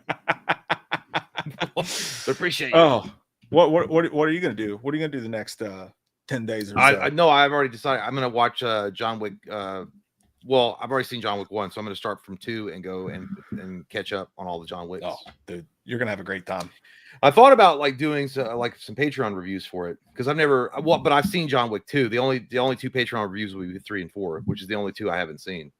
Yeah, but I mean, hell, it's been a long time. I feel like since you've seen John Wick, you might as well start and be a completist and do the whole thing. I would. I can't. I got to start at the top. You know. No, I know I would, but I don't like people like I don't know. I don't want to like put that shit on Patreon and people are like, well, I've already seen like he's already seen John Wick, so this is just like it's not like going to be fresh perspective. He's seen it. Well, I mean, even if you don't review it, you could just like I would at least watch it. I would feel weird just jumping in, but I feel like John Wick's franchise, you could just jump in. Either way, you're gonna have a great time. That's gonna be a fucking. That's what I'm gonna do. I got pay time. Okay. Be back. I would have this. Still there, sir. We have third. Wait, hold on. That's for Mike when he comes back. We have Robin Barker. Thank you so much. Says, how is Matthew Lillard such an underrated actor? I watched The Life of Chuck last night. He had one scene in the film and he acted his ass off. I don't know. I think he is an incredible actor. But I also think that he's got his comeuppance. I mean, he did, he's gotten a lot of praise and kind of a resurgence of his career from Five Nights at Freddy's. So I think he's doing pretty well. But yeah, he is. I think generally speaking, he's an underrated actor. But I think, but I still think that he's not. He's doing pretty good. He's doing all right. Big Monkey Nuts, thank you so much. Says, I thought to myself during the movie that maybe the mom got a misdiagnosis because the doctor's info was probably super outdated and no equipment. I don't know. That's true. But I guess that because Voldemort, Ralph Fiennes, was so like versed in the ways of the medicinal field that he knew exactly what her symptoms were. Well, he did do the testing and shit, but I get what you're saying. Yeah, that's true. But unfortunately, it turned out to not be the case, that she was not misdiagnosed, but good stuff. And then Eric says, I hate being bipolar. It's fucking awesome. Okay, well, I get what you're saying. It's yeah, I get it. That was a good joke. I like it, Eric. Doyle Status, thank you so much, says 28 years made 60 million worldwide opening weekend on a budget of 60 million. So third entry could get the green light unless Bone Temple flops in January. I'm stoked. So they made 60 million worldwide on the opening, but on a budget of 60. They got to make some more. They have to make some more bread for this to go well. But yeah, I mean, it's not like you can't scoff at it. We also have Turlington. What do you guys think of the Toxic Avenger? I haven't watched it. I think somebody asked earlier if I'd seen it. I haven't seen it yet. I saw the thumbnail, but I haven't got the chance to watch it. Maybe we try to watch it this eve. JT Inslee. Oh my lord, which is aka Owsley. I watched 28 years later. 1114 is way better, dude. You know what? All right, I've had it. All right, you know what, JT? I will fucking watch 1114, and I will give a non-spoiler review, or maybe it'll be a spoiler. I don't know. I'll do it on Patreon during the vacation day while Mike's gone. I will fucking watch it, and I will put it out on Patreon. Okay? I would watch it. I actually, because your description wasn't that bad, but JT Inslee or JT Owsley has been asking for us to watch 1114 for a while, so I'll watch it. Nighttime. Thank you so much. Says Loomis, have you seen Michael's dong? No, I've smelled it. It smells like decaying carcasses of birds. So I know it's there, but it's dying. I've never seen it. By the way, I just said to JT, I'm gonna go ahead and watch 1114. I'll put that on Patreon. Oh yeah, Unless you want to watch it, because JT's asking. He's like, I watched. He said I watched 28 years later, but 11:14 is way better. So you know what? I don't. I'll fucking watch it and I'll put that on Patreon. Yeah. And then Turd was saying, what do you guys think of the Toxic Avenger trailer? I haven't watched it. Have you seen it? No, dude. I'm waiting to actually. We should watch it. We should watch it tonight. Watch it right now. I mean, I know. I'm waiting to do I'm waiting to watch it for the first time before I watch the trailer any further. Oh, and this is for you right here. Making cereal on the Blackstone, dude. You can make almost anything on that. Did I tell you that I don't know if I brought this up or not? I made pizza tonight on the Blackstone. I thought you were making sloppy joes.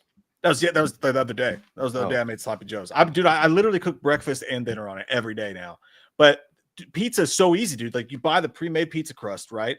You get the sauce, you put the sauce on, you cook the sausage on the grill, you put the pepperonis one by one on the grill, and then you put the sauce on the pre-made pizza crust, put it on the grill, put the toppings on it, and then spray some water around it so that like the steam comes up, and then you close the grill and it bubbles the cheese and stuff. Dude, it was fucking awesome. Like I'm getting good at this shit, dude. JT, come over, I'll make you dinner. I don't want it. One of my main beliefs in life is to grow up as, by the way, I already read a little bit ahead, so I already know what you're going to say, and it made me laugh a little bit, but it's still crazy. One of my main beliefs in life is to grow as much as possible and find out the limits of your potential, but I've been holding myself back lately. I do deserve to pop all over my stepmom's pillowcase. And you know what? That's a goal to have. It's a goal to have. You know what you're worth. You go out and get what you're worth. It's the way that he put it. I know. All over my stepmom's. Michael says, I knew Slenderman had a foot long. Yeah, that like not my wiener, just like like be talking about the sandwich. Stop it. I can confirm. Slenderman has a nice cock. Cock. Doyle says 2 shots of 28 weeks later of Doyle's POV from rooftop as Code Red was going off was shown in 28 years in the montage in the beginning. His father's son left to hunt. Hold it. Let's slow it down and read that again. Yeah. 2 shots of 28 weeks later of Doyle's POV from rooftop as Code Red was going off was shown in 28 years in the montage in the beginning as the father and son left to hunt. Okay. So that's what it was. Okay. I like that they did that, dude, because that's a good ass movie. Jay and I like it better than this one. I do. Yeah. But yeah, did you notice, by the way, that randomly they would go to these shots of like old time wars and shit like that? Like, yeah, and like I know, like I get that people liked it, but sometimes I got a little bit. I was like, all right, the artsy fartsy shit, like I get it, but it's like stop. Like, they're not like beating back Robin Hood and the Merry Men. These are fucking zombies with big dongs. If you find yourselves in glorious fields, do not worry, for you're in Elysium and you are already dead. He's a member for 9 months. Appreciate you, Chase. Binge on John Wick, Jay. They rock. Cheers, boys. Appreciate it, man. I'll probably do that. Turlington also says, Mike, have an awesome / safe vacation with your fam. If you see a shark, just drop your pants and the shrimp in the water will confuse them. Like I miss you. And on that note, I have to go drop my shrimp to pee again. I'll be back. Enjoy. Yeah. Enjoy. Pick a time for you. Dude, sharks are a literal fear. I mean, you guys know I've told this story multiple times. We've been chased by sharks in the water before. The Atlantic apparently has less sharks, so that's good. I don't actually leave until like Friday, but going to see the band Brand New in concert this week. Looking forward to that, even though it's going to be in the 95-degree heat. Not looking forward to that part of it, but I've never seen them before, and I'm very looking forward to that. That's going to be so awesome. Great fucking band. Yeah, Tom, we're going to show off the dad bod. It's not great, buddy. I've not it's not great. I've not been lifting at all and eating a lot of food off Blackstone. So gonna scare the family for sure. Considered being one of those wear my shirt in the water kind of guys, to be honest with you. Yeah, not gonna be my best beach bod that I've ever pulled out. But you know what? I'm almost 40 years old. Who gives a fuck? Next year, I'll be like, come on, sharks, have some of this lean meat. And I'm not just talking about my dick this time. That's right. You got to own it. You got to flap it around there. You got to flap it around the sea. It's good. It's nice for me that the camera just only goes from here up. You know what I mean? It's really nice. It works out for me a lot. No full camera shots for the fish. Rob Barker said, how is Matthew Lillard such an underrated actor? I watched The Life of Chuck last night. He had one scene in the film and acted his ass off. Dude, I don't get it. He talked about it, and he was like, I think it's due to the fact that a lot of people who are in charge now, some of them grew up on my movies. So like they're bringing me back into the fold. But you're right. I think some of his stuff was seen as over the top back in the 90s or whatever. But we knew what was up. We knew how great it was. Even if he was being silly and overacting a little bit, that shit made movies, man. It made films. And I'm glad he's finally getting his due. It's nice. A lot of people don't. I think Skeet's an underrated actor as well, by the way.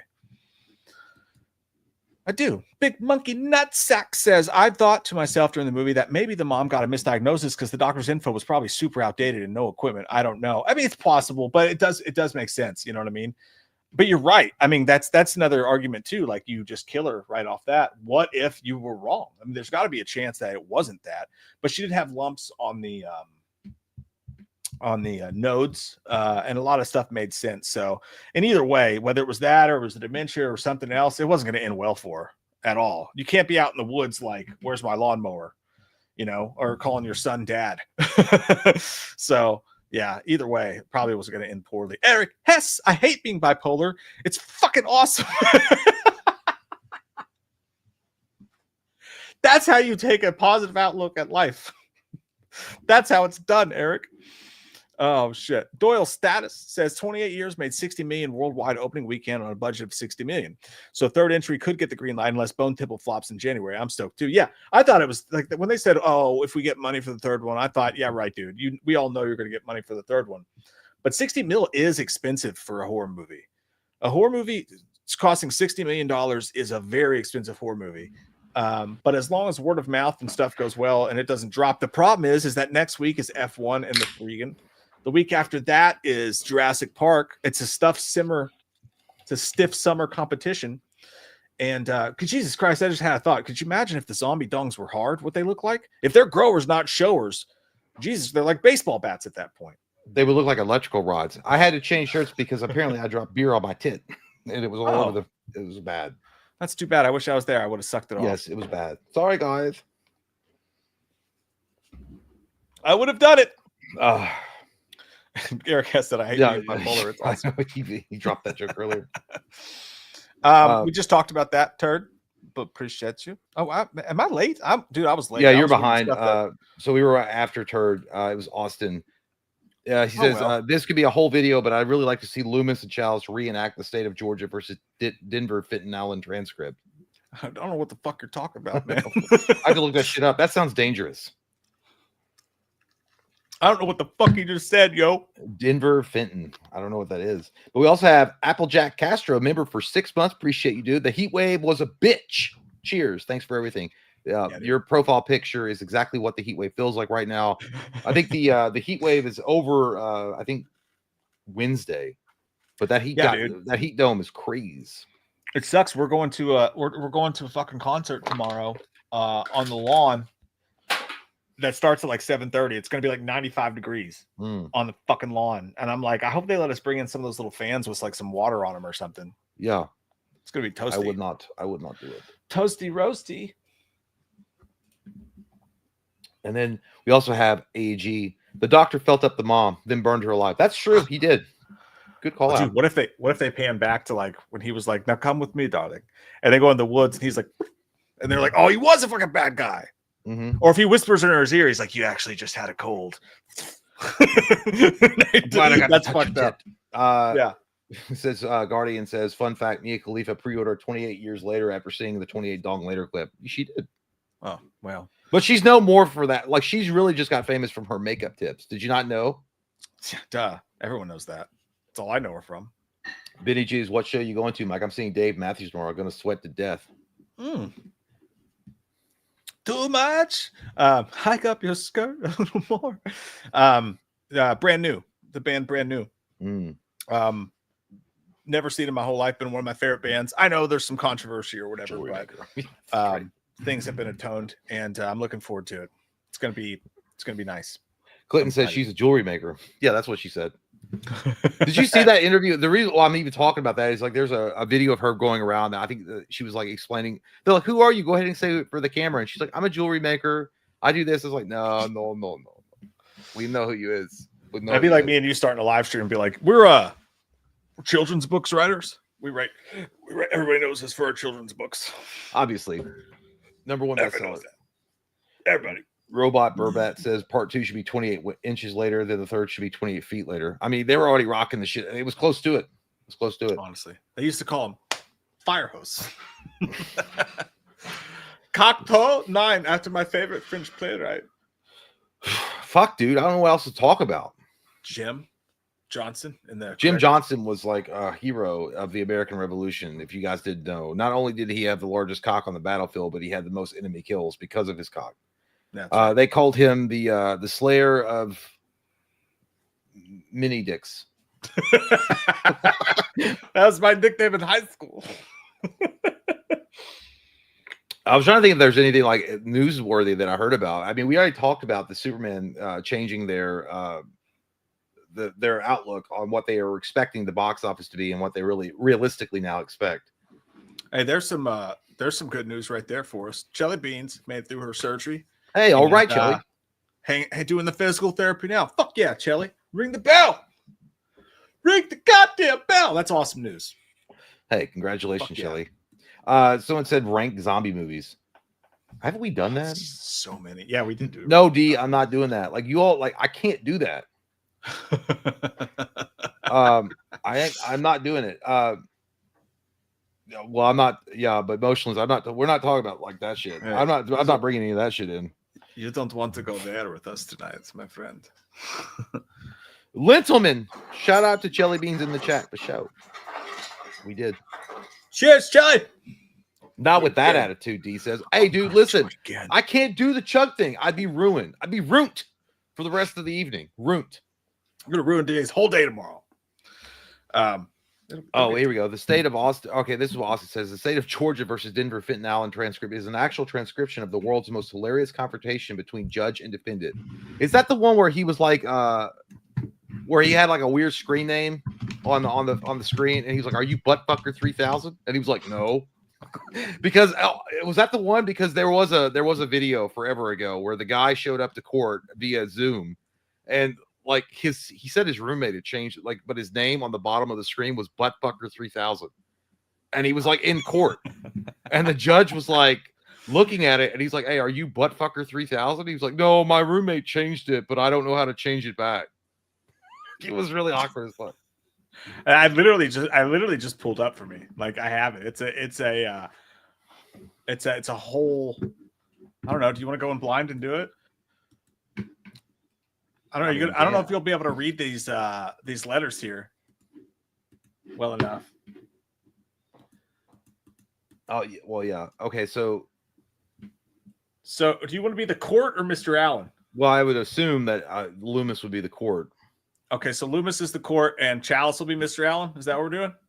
Okay, yeah, you can. Okay, yeah, Chalice will be Mr. Allen, and then I guess Loomis will be the court. All right, sounds good. Okay, Mr. Allen. Right. I believe that I believe your case was going to go to trial. Was going to be going to trial, not this Monday, but the following Monday. Okay, you understand that? Yeah. Yeah.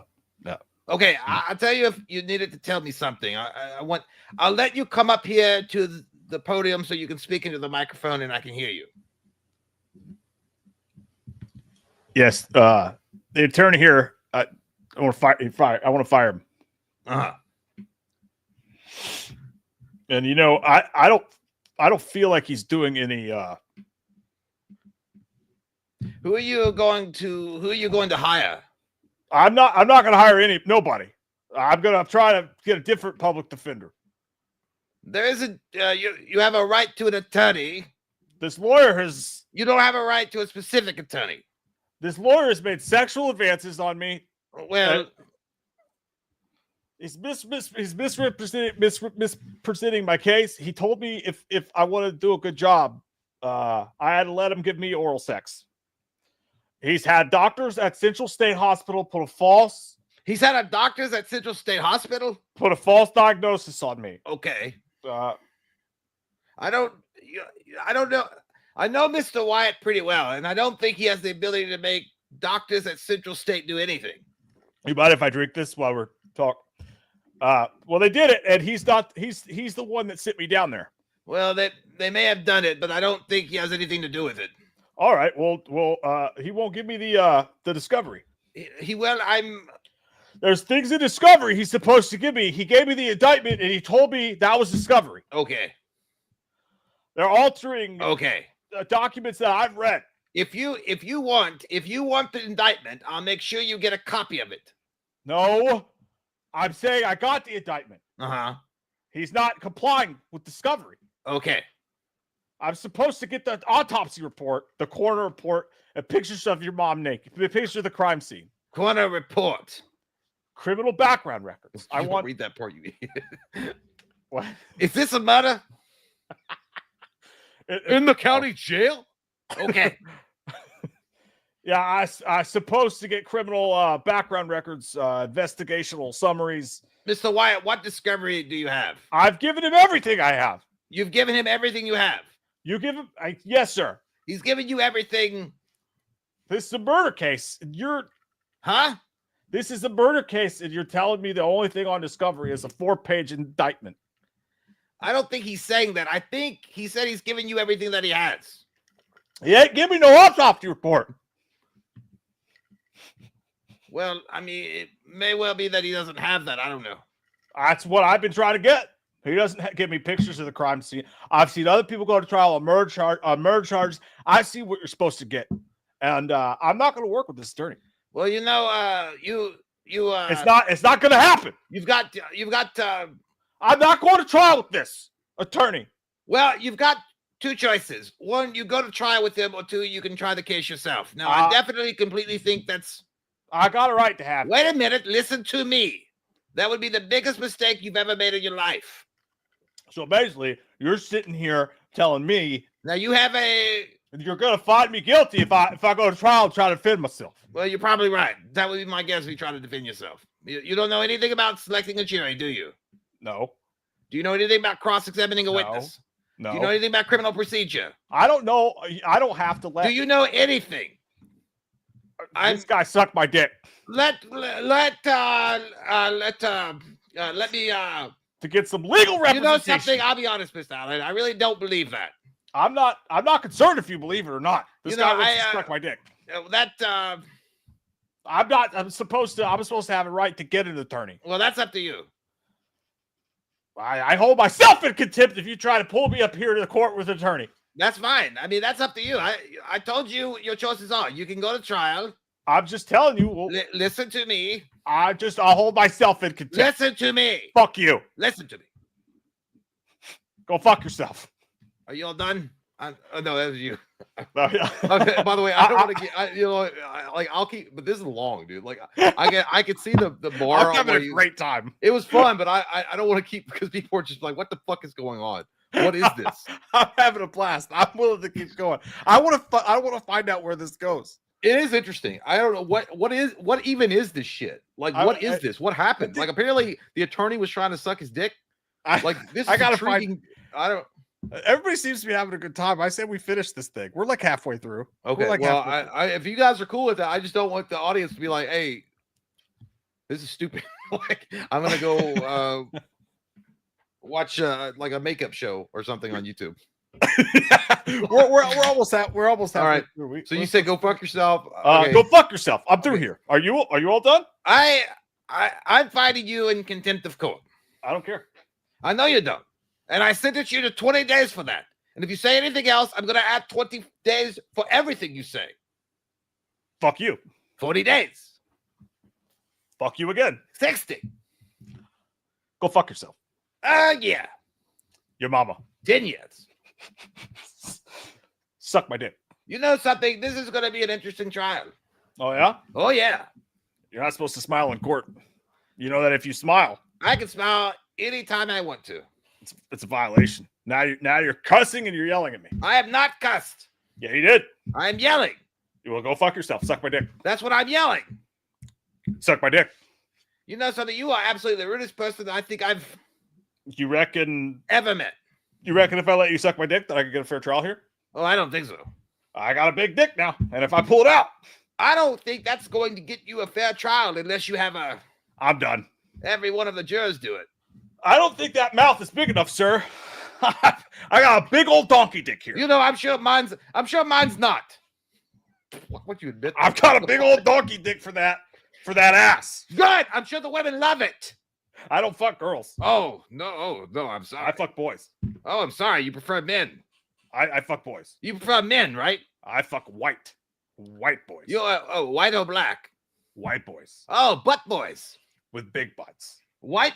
Oh. oh. Oh, of course. You know you like a queer. Oh my god, I can't believe this is fucking real, dude. Well, okay, so now you're calling me a queer in the courtroom. I didn't call you one. I said you looked like. You're yelling. This is a real life fucking judge, dude. This is a real life fucking judge. Oh my god, dude. This isn't like wrote by like a comedy sketch group in Hollywood. This really fucking happened.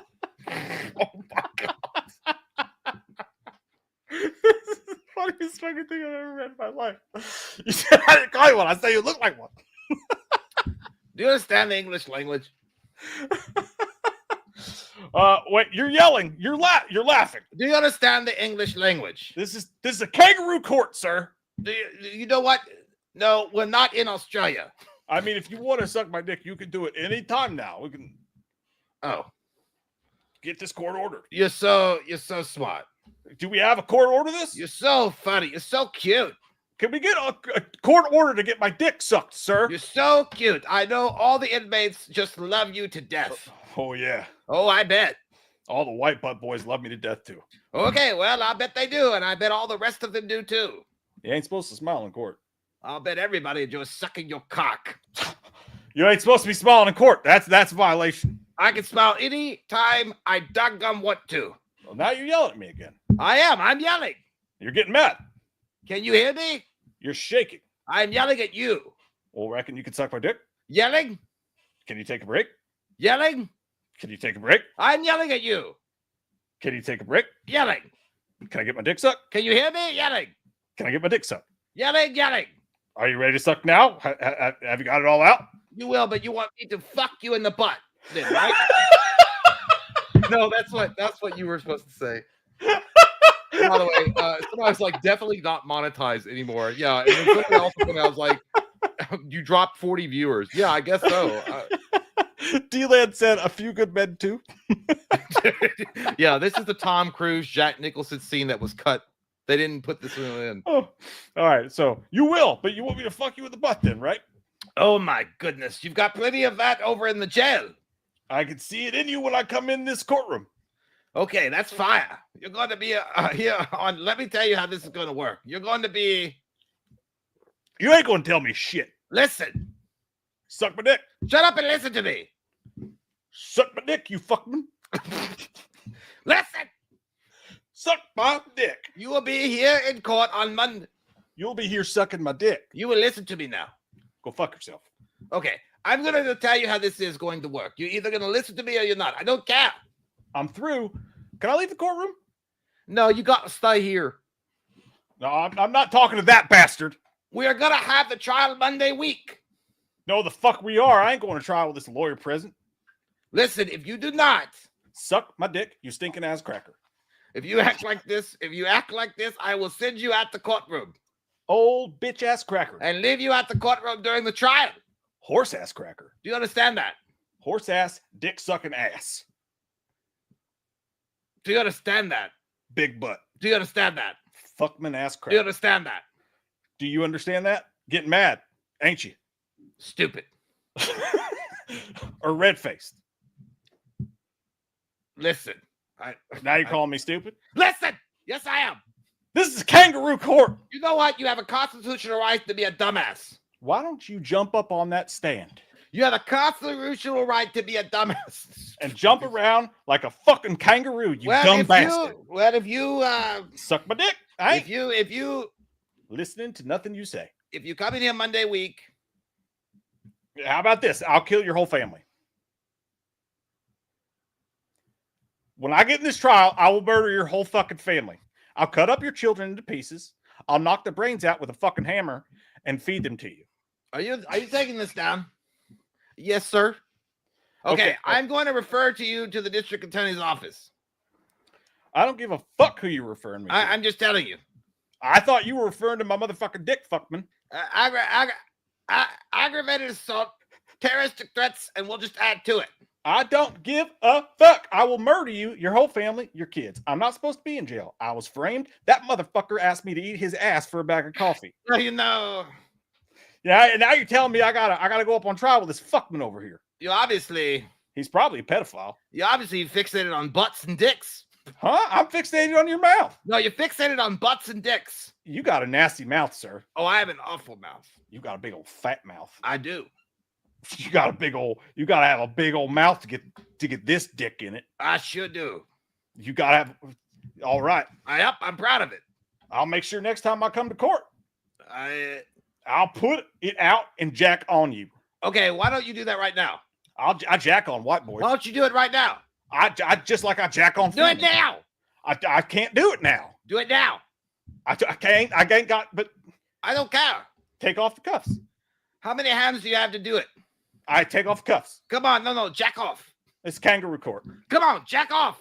Are y'all getting this? Jack off right now. I'm gonna make sure this guy doesn't call me stupid. This motherfucker done told me he was gonna suck my dick. I did not say that. He wanted me to fuck him in the butt. I did not say that either. You're a real nasty ass judge. This is. Am I indeed? And you're gonna find out now how nasty I really am. You'll find out how nasty I am when I murder your whole family, bitch. Oh, that's fine. You know, you'll be in jail so long you won't have a chance.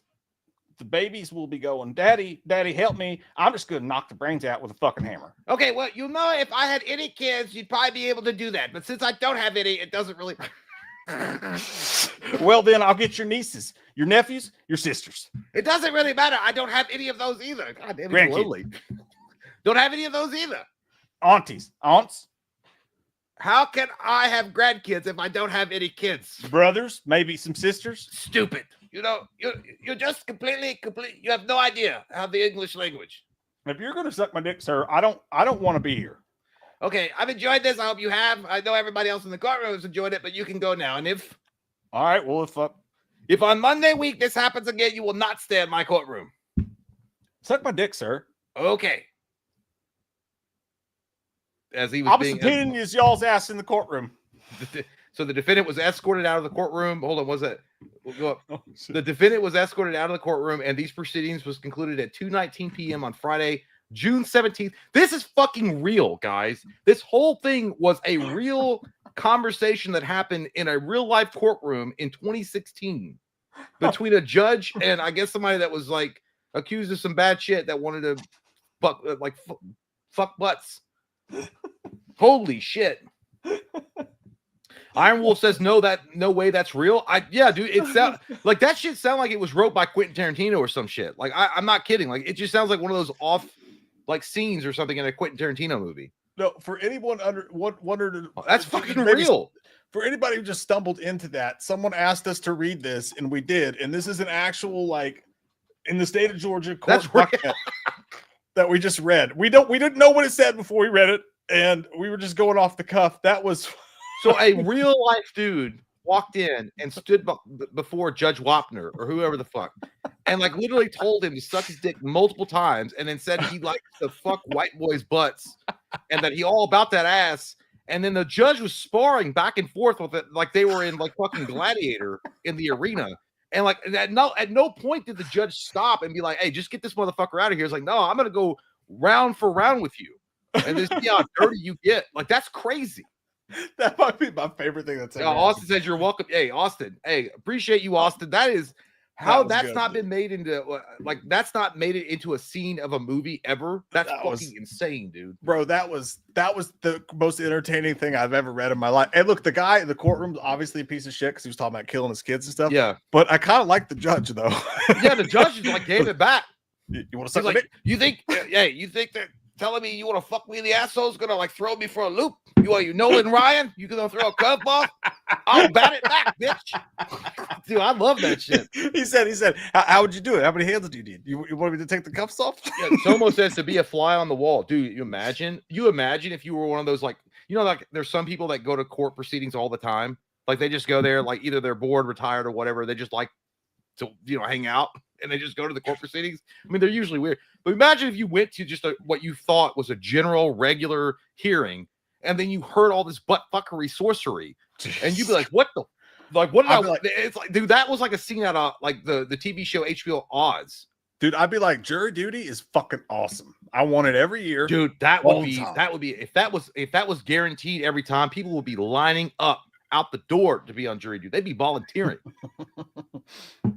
I wish we knew it like hand in hand and could have just free floated. Oh, that would be great. And then added some stuff to it. Yeah, Guardian Beardizer says, I don't remember that episode of Night Court. Yeah, that was like the Girls Gone Wild episode. That was usually like they cut that one out.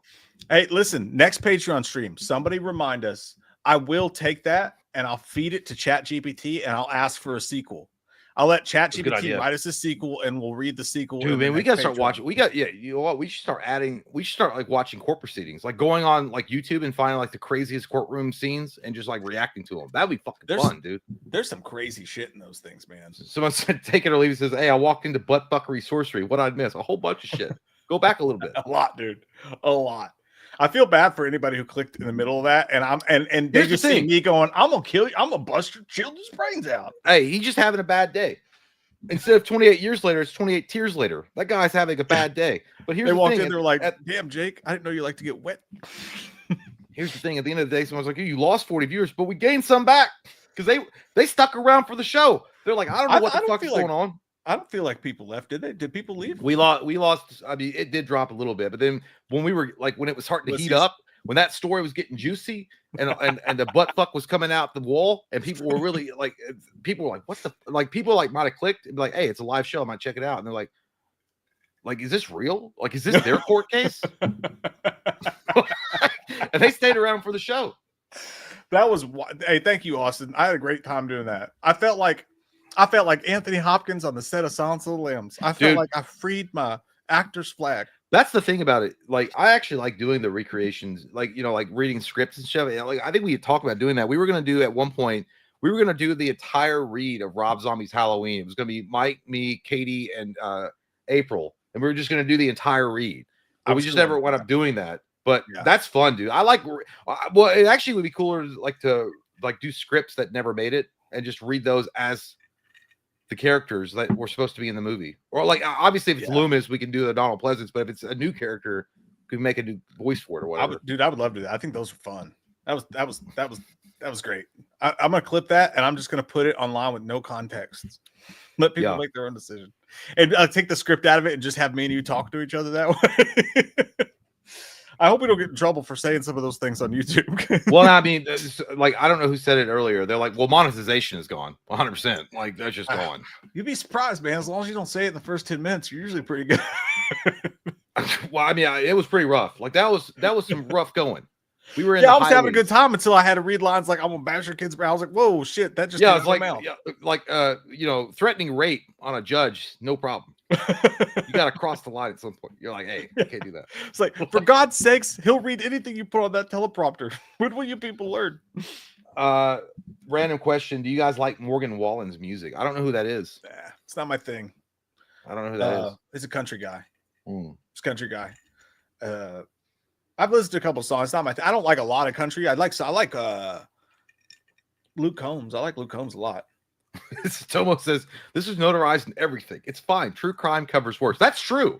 Tomo, you're right. Like like those true crime shows on YouTube, and nothing against them. God bless them for making their living. But like on other YouTube channels that they do nothing but cover like murder trials. Like they get like into the deep, disgusting shits. Every guys that I popped on here with you guys talking about sucking dick, my TV volume was up loud. Wife was sleeping, and so is my kid. It's 2 a.m. in Scotland. Oh my God, I'm sorry, dude. I mean, to be fair, if you pop on our channel anytime, we could be saying things like that. Yeah, you're never gonna pop on our channel, and it's gonna be an ASMR moment. So yeah, I went and seen the movie, and it was really cool. You do better. Sorry. Oh, Jay, I meant to tell you this. I stepped into your side of the wild kingdom. What the other happened? night. Yeah, I couldn't sleep. I slept like shit. I slept like 2 hours, and I got up, tried to get some work done, and I was like, oh, fuck it. I tried to, so I couldn't focus. So I went on, I turned on YouTube, turn on some of that background music, you know, like that focus music that's like doom, dum, dum, dum, dum, you know, like fucking get you in the zone. Yeah. And I saw a body cam footage thing, and I was like, what's this? It's so good. Dude, it was the so good. wildest shit. This dude, what happened was, this is crazy. This guy at a gas station went up to a woman at the gas station, told her that they were out of toilet paper. And then when she walked in to see if they were out of toilet paper, he shut the door behind him. And this guy's scary as hell. He looks like crack Jesus, you know, really creepy looking. And dude, he fucking laid her down on her back on the toilet and started pulling her teeth out. No, I saw that. No, I saw that. Well, yeah, the worst part about that video was the fucking pussy cops that wouldn't go.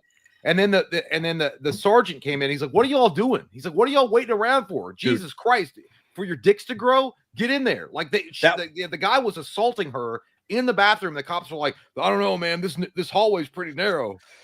Yeah, get he the was fuck like, in there. Dude, he thought he was Batman. He's like, it's a trap, bro. He's like, what do you think the Joker's waiting for you there? He's like, go in there and save that woman. Yeah, and the cops just stood there. Hey, what are you going to go in there with? Water balloons? No, you got fucking guns. You got fucking guns. Yeah, that literally, that was a wild, like it was a gas station, middle of the night. That sounded like some horror movie shit. And the worst part about it was it reminded a lot of people of those Texas cops with the kids, Uvalde pieces of shit, the ones that wouldn't go in. And I get it, dude. I don't have the balls to be a cop. But I understand. I get it. I would have went in there with. But if you're a cop, you sign up for those. Like that's what the whole fucking point is. You sign up and you got to go in. And like these guys were like debating while this woman was being like brutally assaulted in the bathroom, and you could hear her screaming, and this guy's back there like pulling her fucking teeth out. I don't know if he was a hobo or like a hobo crackhead. I don't know what he was, but he's back there doing it. And the two cops that have arrived on scene know the situation. And instead of rushing and doing their job, they're literally debating about the narrowness of the hallway and whether or not they're going to be caught in a crossfire situation. And the only one that actually jumped to was the captain or the sergeant the supervisor that showed up. He was like, "What the fuck are you all doing?" Yeah, he's like, "Go in." Like that, dude. That was great. That made me just. Dude, he was just standing there waiting, and you could tell how scared the cop was. He was like, his hands were shaking. He was like, "Sir, could you please come out?" With your hands it's just like it's not a job for you. It's not a job for you. At that point, they lost their jobs, by the way. Thankfully, well, they deserved it. And I don't want anybody to lose their job. Like, don't get me wrong, but there are certain jobs that you have to. You're required to do a certain thing for. If you can't do it, you shouldn't be in that job. Yeah, I mean, that shit was wild. It's just facts. And then, dude, I went on kind of a rabbit hole because I was like, "This shit's." Dude, I watched one today where this bitch was stealing a bunch of money from Macy's because she was funding she was like, and dude, it was so obvious. She's like, "So you work at the sunglass stand at Macy's?" She's like, "Yeah." And he's like, "So what? Were you just taking money out?" And she's like, "Yeah." He's like, "What were you saving the money for?" And she was incriminating herself like a motherfucker. Like they act like they're buddies with you, and like you just say everything. That's what they. Yeah. And she was like, "I was saving up money for Cancun." So you were knowingly stealing money from Macy's, which, by the way, I don't understand it, dude. If you work in retail, like if you work at Macy's, Walmart, Target, whatever, they have more cameras on you than fucking Fort Knox. You're never going to get away with it. They will usually let you continue stealing for a while, and they'll do that to build a stronger case against you so that they get a felony rap on you. So she was thinking that she stole under $1,000, which would be a misdemeanor in the state that she was in, but it was not. It was over 1,000, and they had been letting her do it so they could get that case on her. And then she was like talking about, dude, it's so cool. I love those kind of videos though. I don't know. And then normally they put me in a bad space, but sometimes you just can't help but see how it ends. I saw one where dude was trying. Have you seen this one? The guy's trying to break in the girl's house. They haven't dated in a year. And he just shows up to her. He left her a voicemail the night before wanting to speak to her. He's like, "Hey, I just thought we should talk. Just call me back." Shows up at her house and they have the Ring doorbell on. And he doesn't speak at all. He stands with his hands behind his back in front of the door. And he's like 22. And she's like, she doesn't want to talk to you through the Ring camera. He doesn't say anything. He just starts walking around the house trying to open up windows and stuff. Comes back around to the front door and just starts breaking the door in. breaking the door in, and the dad is in, and he's got his gun, and the Yeah. daughter's screaming, and the dad's got the gun. He's like, I got a gun. I'm gonna shoot. And like the guy breaks the lock off and is about to come in the house, and the dad shoots the gun 3 times and kills him. What was Oh funny no, about no, I have seen that. That's actually like a super famous one. The unedited clip is on Twitter. I only know that because of research, but yeah, but you're that, a fucking expert, dude. no, but you should that start a whole like true no, but, crime channel. that Like, dude Jesus fucking, Christ. but that dude fucking deserved it. That fucking dude, yeah, 100% deserved it. So I mean, because they're like, oh, I saw some people in I'm comments trying to get fucking indicted over here. Shit. hey, good for you, man. You got away. You're Batman of Target. You're like, By the way, I don't Bruce feel Wayne. bad for Macy's in that situation. I don't like, listen, the reason why it's a problem, would people steal constantly from these big stores? Usually the thinking is, well, they're a mega billion-dollar corporation, so they're not going to hurt for it. It's not a mom and pop shop I'm stealing from, but they raise prices because of theft, and that affects everyone. And then sometimes, like in certain cases in California, they pull up stakes completely and they leave. And so you've also now just not only costed people, a place to shop, you've cost people jobs. Well, the thing is that Macy's though, but Macy's, all right. Have you ever been in a Macy's? All right. They will put out a polo that you can buy at Marshall's for $12.99, and that motherfucker will be $86.97. Like Macy's is insane, and literally they do it just because they know rich people who shop here won't even look at the price tags. So we would just charge outrageous shit. You guys ever gone into Macy's and looked at the price of the clothes? I've never bought anything from Macy's. But hey, I like that shirt. Let me check the price. $90 for a fucking polo. Feelings out of my teeth. Yeah, I'll just go to Walmart and like get that shit. That'll like tear it. Marshalls, they have the same shit. Well, maybe one sleeve shorter than the other. I don't know. Hey, you know what? This guy knows what he's talking about. He says, hell no, Humphrey Bogart would know. They raise prices and they take paid lunches away from employees. Maybe. Like when I was at CVS, Ross, fuck we yeah, had my time. We had lunches, but we weren't allowed. Not that we weren't allowed to clock out, but we did. I mean, it was one of those unspoken rules that, like, hey, it's so busy, because they would shortchange us anyway. They would never put enough help in for the shift, so you were expected to. Not really, you weren't allowed to take, like, not that you weren't allowed, because they legally couldn't do that, but the 30-minute lunches that we were allotted, I always broke it down to like 5 minutes to go out and smoke really quick and come back in. Because CVS was like, we're just not going to give you the extra help. Yeah, but you are right. They will do that shit if too much crime happens in an area. Yeah. Benny G says Gacy's. Gacy's. No, there's some people that do that though. They just put insane prices on stuff because they know it's a bunch of rich people shopping who aren't going to look. So they just gouge the fuck out of them. Yeah, but I mean, I think it just shows the state of our economy, though, that when people are actually thinking Macy's is expensive, and it is, it's like, that's the problem. Everything is fucking expensive nowadays. But yeah, it's true. And where do you guys, by the way, question for everybody in the chat. Everyone has to answer. You also have to click the like button, by the way, because that helps the videos a lot. So that people can come in, get disgusted by what we're saying, leave, and never come back. We really need you guys to bring those people in so they can be offended. But honest to God, where do you guys buy your clothes? Where's your number one place where you go buy clothes? I'm curious. I want to know. I feel like Luke or Owen Wilson in Cable Guy. He's like, tell me about your job. No, I really want to know. I'm interested. I find it sexy. For me right now, it's Lane Bryant. I'm doing my best. Bryant? What the fuck is Lane Bryant? For fat people. No. I do Amazon. Amazon's good. Yeah, because you can return it if it doesn't fit. Well, yeah, it's Amazon, or it's like I used to, like, back when you were a kid, I was like, no, fuck Walmart. I'm not doing that. Like, what if people think I'm poor? And then now everybody had older, that, dude. Well, when you get older and you're like on a budget, you're like, hey man, Walmart's got some decent shit. Like, it's not the best in the world, but it's not bad either. Dude, my dad would fucking piss me off so bad. We'd be in Walmart and he'd be like, dude, I swear to God, he would wait until I recognized somebody from middle school that saw me, and he'd be like, hey, Mike, come over here. He was like, what do you think about this shirt right here? This is real nice. This is a real nice shirt right here. I think I was just stop it. I don't want the shirt. Please stop. Like, fucking, but these days, Walmart's got good shit. I remember I was such a little dickhead. I remember going to, we had a local clothing department in the town that Mike and I are from called Peebles. The old Peebles. Well, Peebles, like, they tried to be like a Dillard's or something. Not a Dillard's. They actually tried to be like a Doll Hairs. They were trying to be like a little fancier than they were. Yeah. And I remember going, and then they had all name brand shit. And I remember going in there, and I didn't want, I'm such a spoiled bitch. I didn't want the Tommy Hilfigers. And those were expensive fucking jeans back in the day. You're too good for Tommy? No, I wanted FUBU. Why would And, you want FUBU? Because I was trying to fit in, dog. For us, by us, and Well, us ain't you, bro. I thought it ain't you. I thought I could be a complimentary brother. You're trying to be an ally. I was trying to be a complimentary adjacent brother. But no, yeah, I remember I was with my uncle and Fucking guy, everybody. he was like, no, he was mad. He was like, hey man, here's some Tommy Hilfiger jeans. It's gonna be great. And I was like, I don't want those. I want this. And then he was like, I was like, people are gonna make fun of me for wearing Tommy Hilfiger. And then he was telling his wife, my uncle was telling my aunt at the time, they're divorced now, but he was like, it's like he's not wanting the Tommy Hilfiger jeans because he's afraid like some douchebags at school are gonna make fun of him. Like these are poor ass kids that can't afford Tommy Hilfiger, and he's worried about them making fun of him. And I'm like, well, I'm not goddamn Carlton from Fresh Prince of Bel-Air. Like I don't want to go there and wear shit that no one else is wearing. So can you guys imagine? By the way, I just want you guys to imagine young Jay in high school, like just Jay. If you came on the stream today, decked in full FUBU, like had the little. I never achieved that goal because the closest I got, and it was the worst ever. I left early because what happened? My mom went out and she bought me what she thought was FUBU, and they were not FUBU. They were Wrangler dark jeans.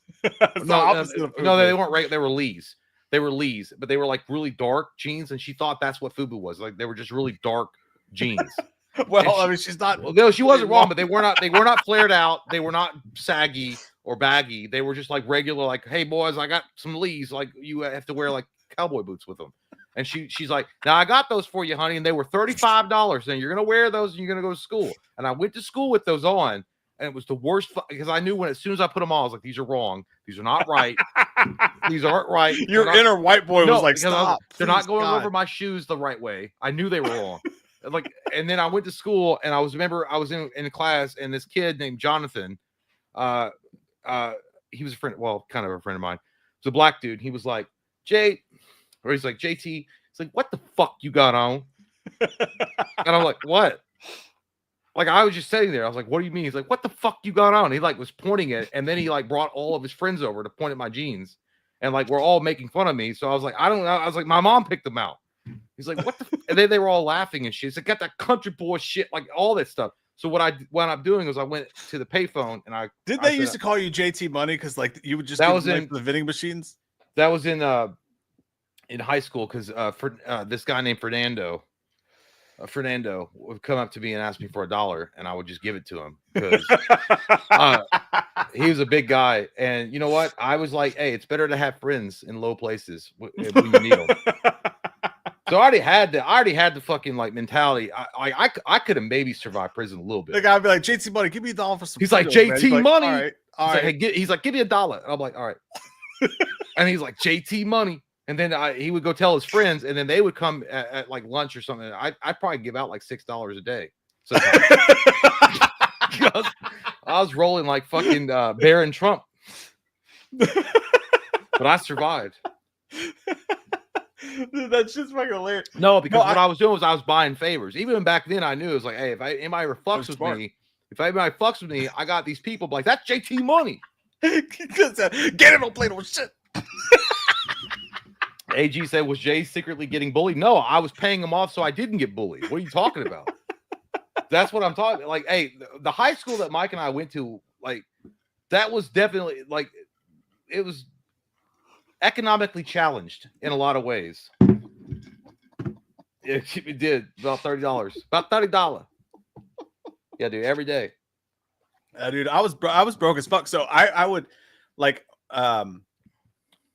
I had a girlfriend who was like 22 when I was like 16, and she brought me a bunch of American Eagle shirts and shit. Like she took me to the store. This is definitely like a grooming situation. I was just unaware, you know. That's but true. I mean, that actually is true. Oh no, yeah, 100. Dude, I was being groomed. 100%. And I gave it up. I gave up the whole thing many times. But she took me to American Eagle and bought me a bunch of clothes and shit like that.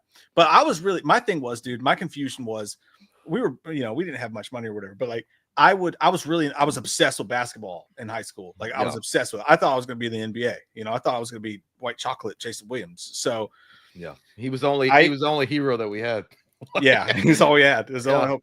But I did buy. I got the Scottie Pippins before school, and my dad took me to Dick's Sporting Goods, and I got they were like $85, and I thought they were the coolest things ever. And I got the Scottie Pippen shoes, and I'm sitting in the bleachers before school thinking my shoes look awesome. And this one dude, his name was Randall. He was like a 6'2" black guy. He was like the center of the team. He was fucking awesome. He was really good. And I saw him. He didn't know I saw him, but he looked over at his friends, and he was like, "Hey." I was like, Yeah, and I saw his friends look over at my shoes, and this little, little white me with these big ass Scottie Pippen, like badass fucking basketball shoes, and they all started laughing. I was like, I'm gonna throw these in the trash. No, I thought when I get home, I'm gonna throw these away.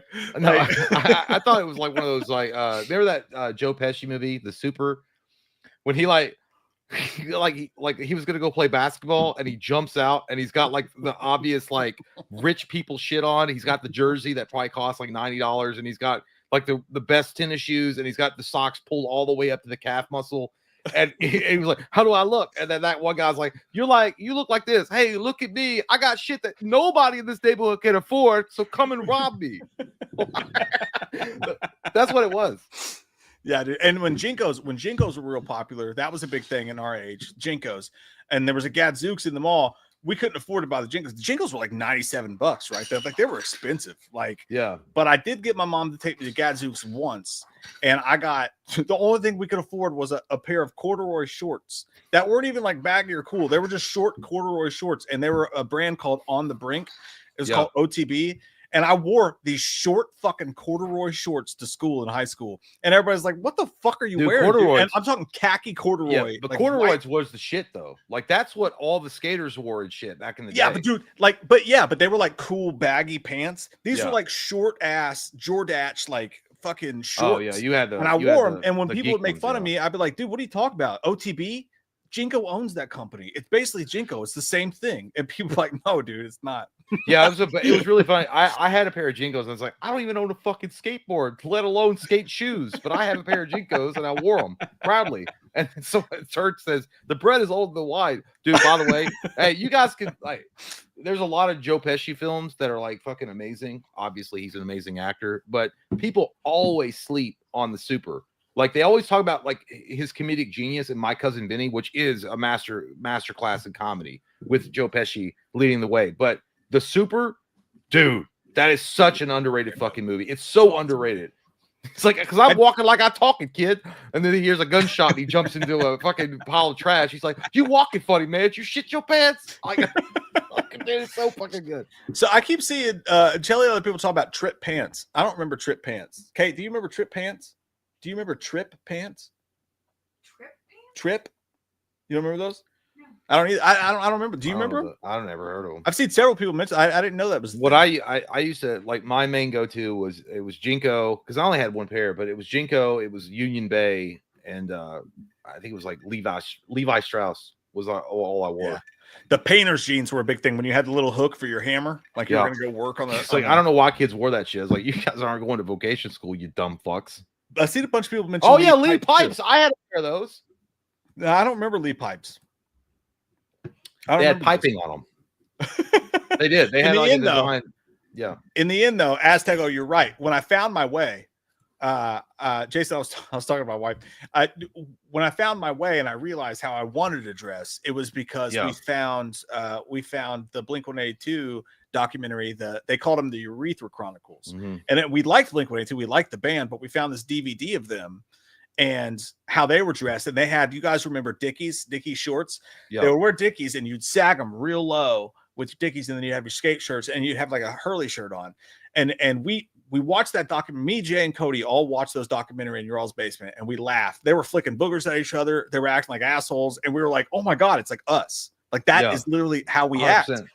So we became obsessed with them. Jay, to his credit, I never did Dickies. I never did it. He maintained his sense of self, and he would wear the polos, the turtlenecks, the whole thing. I've been dressed in like I've been dressed in the same for like fucking 38 years. I've been and by the way, I respect the shit out of that because like you never went with any fads. You were like, this is how I dress. I don't really give a fuck. It's like, so what? That I look like a fucking uptight dickhead that wants to be on Wall Street. I don't care.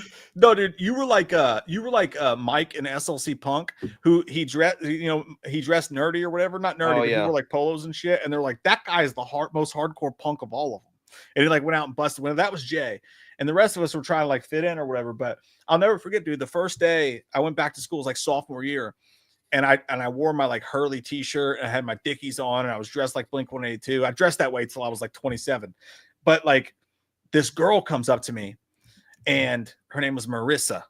And at the time I actually thought she was kind of cute. So it was kind of a bummer. In homeroom, first day of school, I'm thinking I'm cool. I got my Dickies and I got my Hurley shirt and I'm feeling like me for the first time.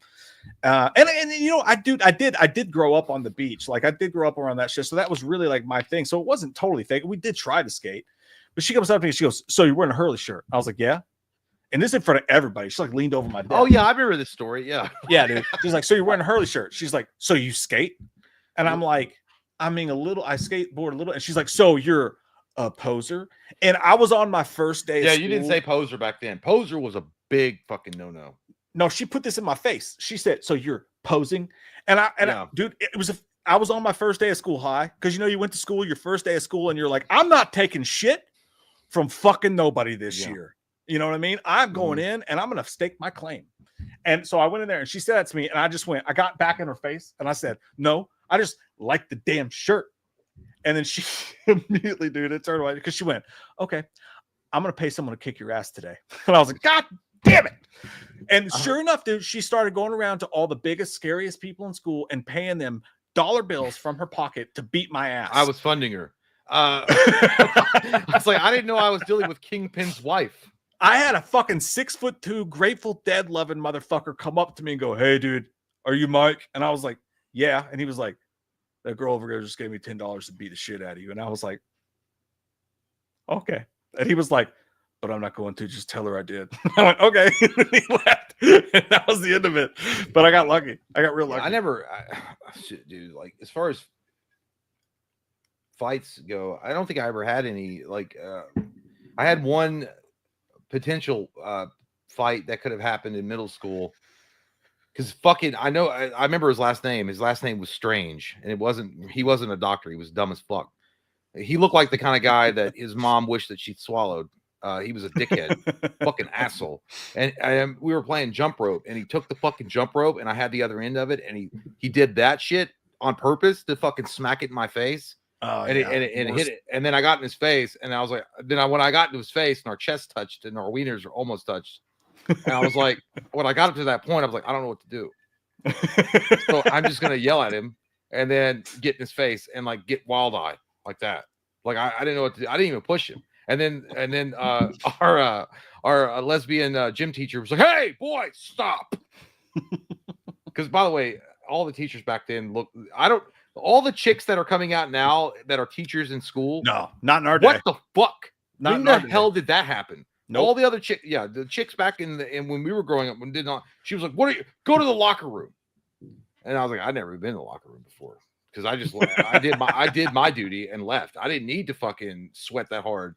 I didn't need to take a shower, you dumbasses. So I went back there and then we left. And then the only other time after that was it almost happened. This guy in high school, I remember his name was Grant, and he had his truck out in the parking lot, and I was talking to this girl, and I said something. I was like, well, I said, yeah. She said, I don't know if it was like I was like kind of talking to her, but she was talking to him, and I was like, well, she said she was talking to you too. And he's like, that's before I even knew you were talking to her, dude.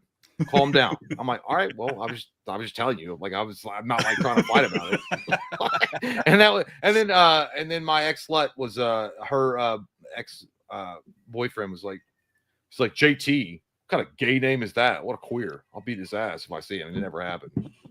But that was it. No, you guys don't understand.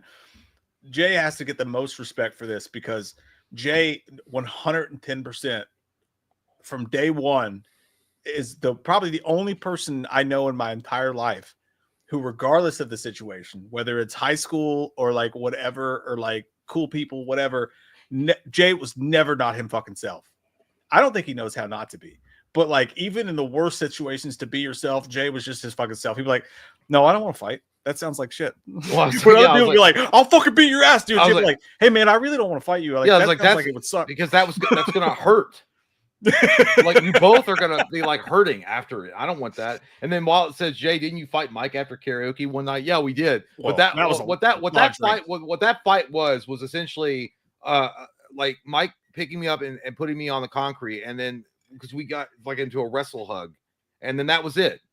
It was the gayest shit. We were really mad, and like it was the dumbest. It literally, like, dude, looking back on it now, it's like, dude, that was some of the because we could have gone to jail for like some of the dumbest shit possible. What we got into a fight about, it was so dumb. Well, we look like one of those anime things where two people charge at each other and run at each other, and we finally got to a point in the conversation where words weren't enough, and then we went after each other. But when we met in the middle, neither of us actually wanted to hurt each other. No, we just kind of like rolled around on the ground.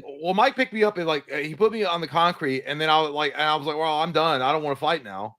Well, I didn't think you were going to swing. No, that's what he said. I thought, I have to swing now. I know, but that's the conversation afterwards. We were like two boyfriends that were like, why are you mad at me? Like, I was like, because Mike was like, are you all right, dude? Like, this was the next day. I'm like, yeah, dude, my ribs kind of hurt though a little bit. And he's like, I'm sorry, man. I shouldn't have done that. I'm sorry. I thought you were going to swing though. What happened? I wasn't going to swing because I didn't want to punch you in the face. I didn't want to, because then the retaliation is going to be on my face, and I don't want to have it. So Jay and I got an argument leaving the bar, and we're getting in the car, and we actually got in the car, and the argument escalated, and then I don't know what happened, but for some reason we're like, I'll do it right now, and then we got out of the car. Dumb. It was so dumb. And then we met behind the car, and we met, and then we both somehow got on the ground from there, and then neither of us are trying to do it, but I swear, Jay, I thought I saw Jay took a swing at me, and then when I saw him take a swing at me, I was like, okay, well now we're swinging on each other. So I swung, and I just I barely swung, and like in retaliation, and then it was over real quick. And then the next day, Jay was like, dude, look at this bruise on my ribs, and I was like, dude, I didn't mean to. No, I was driving, and I like you had texted me like, hey, are we good? And I'm like, no, dude. I was like, yeah, we're good. I was like, my ribs kind of hurt though. I'm sorry, man. It was like he was like, dude, I'm sorry too. I didn't mean that. I didn't mean that for that to happen. I thought you were gonna swing. No, I was house sitting at my mom's house the next day, and you came over. Dude, look at this shit. I was like, dude, I'm sorry. I thought you swung. Yeah. So it's like, did you kiss? That sounds erotic. Yeah, it was, but it just didn't have the ending. But yeah, it's crazy. But that was like, but I don't even count that like because I consider Mike like a brother. So those are like brother fights. I don't even consider those like actual like fucking fight things. No, we've had other types of arguments and shit that have. If you didn't know us and you saw it on the outside, you'd be like, those motherfuckers are gonna like swing. Those motherfuckers are gonna like go out and fucking fight each other for real. We're bringing up deep shit. I mean, they disrespecting each other's sets. They're gonna fucking die. Like if you saw that, like some of the arguments we've had have been heated. But as far as like actual fights though, so I don't count that. But actual like almost fighting, it happened. Jay watched me and his brother getting like 3 or 4 fights. Yeah, but even then, you guys weren't like. I mean, I never really thought you guys were like legitimately serious. Like, yeah, we were crying. But the only other time as an adult it almost happened was at the karaoke bar. This dude thought I was talking shit. Like he was like, and it was so fucking weird, dude. Like this guy came out of nowhere, like the Houdini of crack magic. Like he just appeared, and I was like, "What the fuck?" And I was there with a couple of friends, and he came up. He's like, "I gotta talk to you real quick." I'm like, "Okay." And we went out. He's like, I wasn't there, by the way. No, yeah, I was just me and a couple of friends, and he was like, outside. I'm like, okay, Michael Clark Duncan, let's go outside. And he was trying to present himself that way. And he's like, so the other day, which is by the way, last week, this motherfucker been holding this for a while. I thought you were making fun of me because I wasn't drinking alcohol. I was just ordering water, and you. Talking to all your friends saying I'm scamming the bartender or whatever. And I'm like, no, man, it's like, I didn't say that. I was like, somebody came to me and said, that's what you were doing. They said that you don't order alcohol. You just order water and they don't get paid. And you go and have all these karaoke songs. So, well, that ain't the truth. That's what he said. I'm like, all right. And he's like, so I don't appreciate you talking shit like that without talking to me first. I'm like, I was like, dude, what the fuck are we doing? Like, okay, like, that's cool, man. I'm sorry. And he was like, oh, you sorry? I'm like, that's what I said. You sound like Walton Goggins just now. No, but I was like, yeah, but that's what I said. I was like, all right, well, I'm sorry, dude. And he was like, man, and he like got at my face, and he was like, God damn, I don't want to catch a charge. I don't want to catch a charge. I'm like, for what? Are you going to try to kill me? And he was like, get the fuck out of my face. And I was like, all right, well, I'm not done smoking a cigarette. So I kept smoking. He was like, pfft.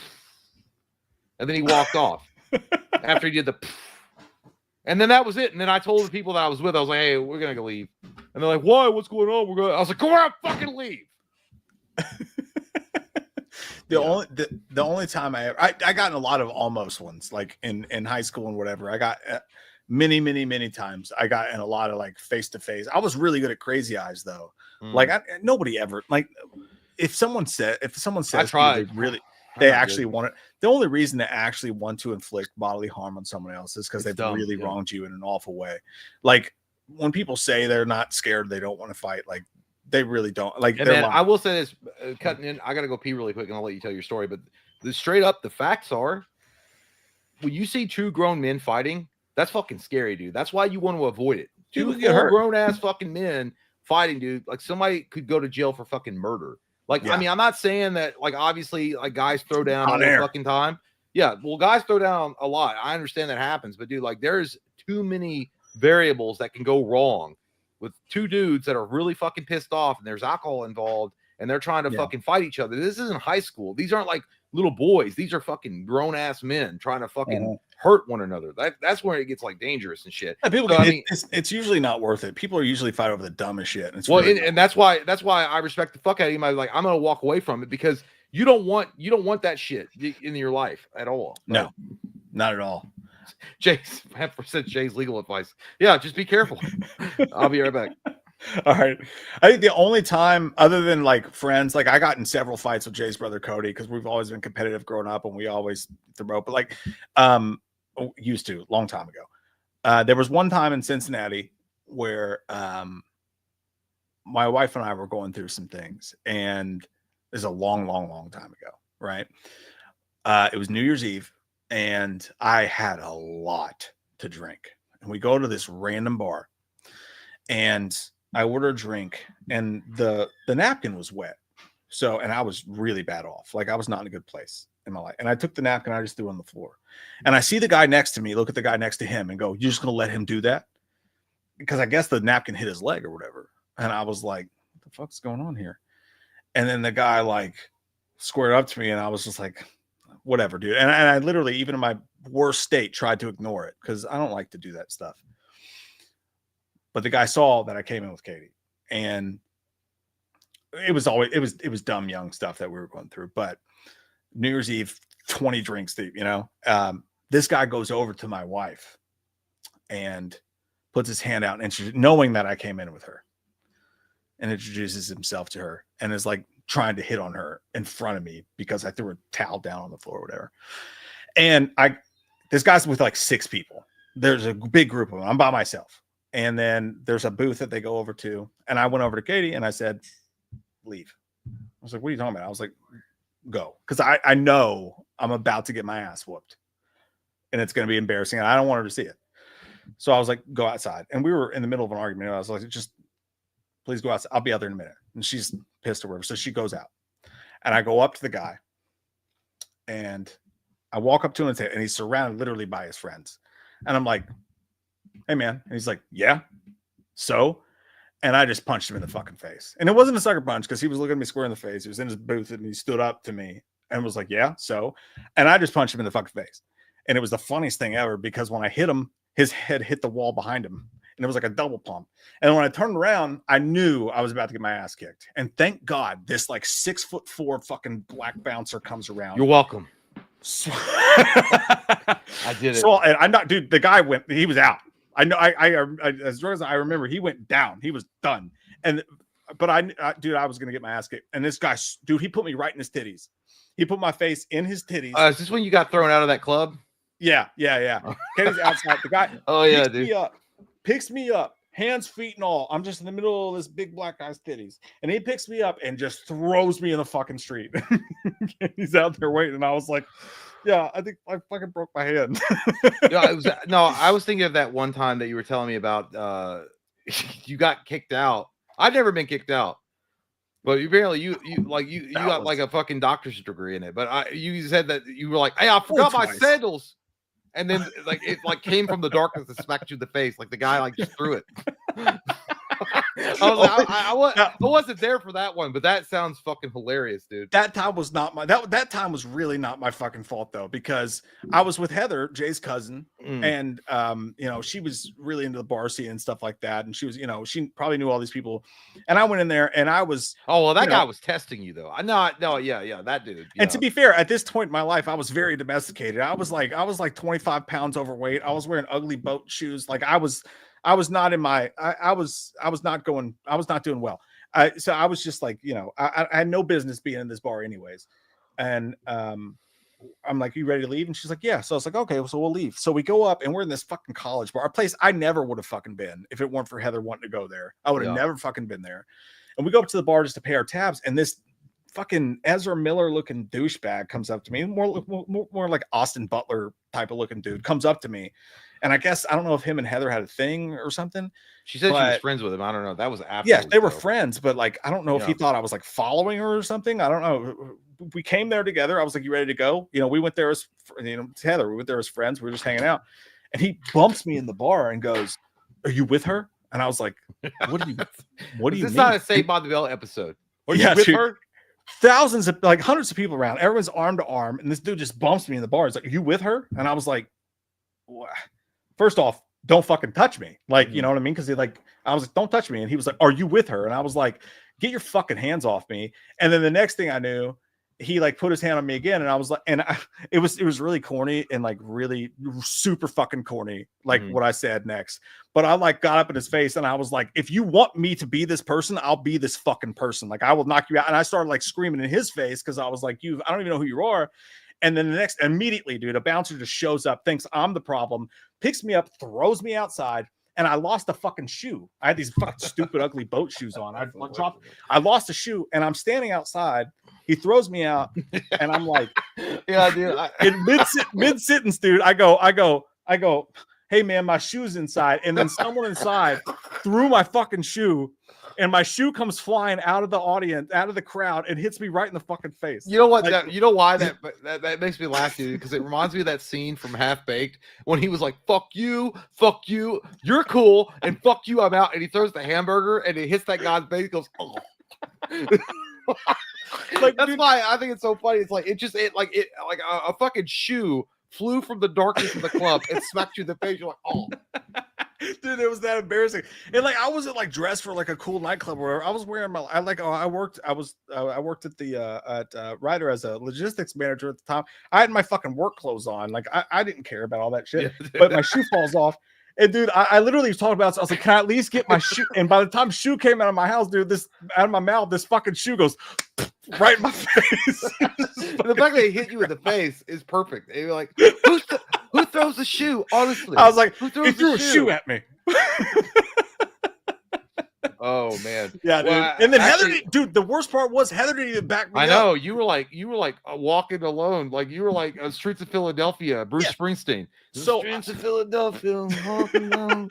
To her credit, I was going through kind of a rough time at the time, and we'd gone to a couple bars before that, and I almost got in a few fights. So she was like, Mike, stop trying to get in fights with people or whatever. And like, so she just assumed that it was my fault. It really wasn't my fault that time. No, that guy was pressing you. Yeah. Yeah. And then like I had to call Katie. I was like, Heather left me here. Can you just come pick me up? Yeah, she abandoned me. Damn it. Yeah. It was embarrassing. That bitch. Yeah, dude, I remember when you told me about that, dude. The only reason I was laughing about it was because I could just, and I know it probably didn't happen that way, but just the visualization of a fucking it did happen. It was dead ass. A boat shoe coming out of the darkness of the club that nobody saw who threw it. Like Captain America could have thrown that shit, and it dead on hit you in the forehead. You're and you're like, that's what I thought. That's what I thought. That's why I was at that point, and I was like, you know what? I think I'm too old to go to college bars anymore. I think I'm gonna stop going now. I think I'm done. Yeah, dude, it was fucking hilarious. By the way, I know that we're so off subject of like we're definitely in Patreon territory. This is the kind of shit we talk about on Patreon. But hey, man, that's true. It is what it is. I didn't know what else to talk about for real. Somebody was like saying like rank zombie movies. I think we've done that shit before. Like, so I don't want to like do that and put you guys through that. Sometimes it just happens. But yeah, no, you're right. This does feel like a Patreon stream. That being said, I got to take a pee. All right. I'll be right back. All right. I think we got some. He threw a shoe at me. It's literally what he did throw a shoe at him, and it hurt. Like, apparently. Let's see here. Just gonna catch up real quick. We had a couple supers coming through while we were talking. I think this is AG says the doctor felt up the bomb. Oh, we read that one. We read that one. We read that one. I don't think Billy Bob, would you rather watch Hens or Rob Zombie's Halloween 2? What the fuck is Hens? Is it like, it's got to be terrible to put it in the category of Rob Zombie's Halloween 2? And you know what? To be honest with you, Rob Zombie's Halloween 2, after watching Halloween Ends, no, it's still bad. It still sucks. But at least you get the hospital scene for 35 minutes, and that was glorious. I don't know what Hens are. Maybe I'm just not reading it right, but I'm gonna say Rob Zombie's Halloween 2. I don't know what. Billy Bob, you gotta give me a little bit more clarification. Tiffany says, "Thank you so much. Joining late, so you may have answered this already, but which movie has a worse father / husband? 28 Weeks or Years Later? I'd rate the movie a 2.5 out of 10. Thumbs down. Strong. I personally gave it a 7. Might give it an 8.5. As far as like the worst father / husband, it's gonna go 100% to 28 Weeks Later. 28 Years Later, he's a bastard for, you know, cheating on his wife. She's dying. But he's still a good dad. Like someone had mentioned, a chatter has mentioned that earlier, that he's still a good dad overall. But as far as like a husband, he's terrible. But as a father husband, yeah, dude, the combo, 100% 28 Weeks Later. He doesn't just abandon his wife to die horribly. He abandons his kids, like as they're being eaten fucking alive. You're muted. As they're being eaten alive. I said, yeah, fuck that guy. He's like, I don't know. I just can't go back. I'll remember you. It's 100% fucking 28 Weeks Later as the worst father. 100%. We also have Man of Tomorrow, JG. Hey, Mike and Jay, would you guys like to see the classic gray and blue Batman suit in a live action, or should they stick to black? Love y'all. Well, they kind of flirted with that a little bit in the Flash movie on the bridge. So the only kind of good scene in that movie, other than Michael Keaton showing back up, was at the beginning of the Flash.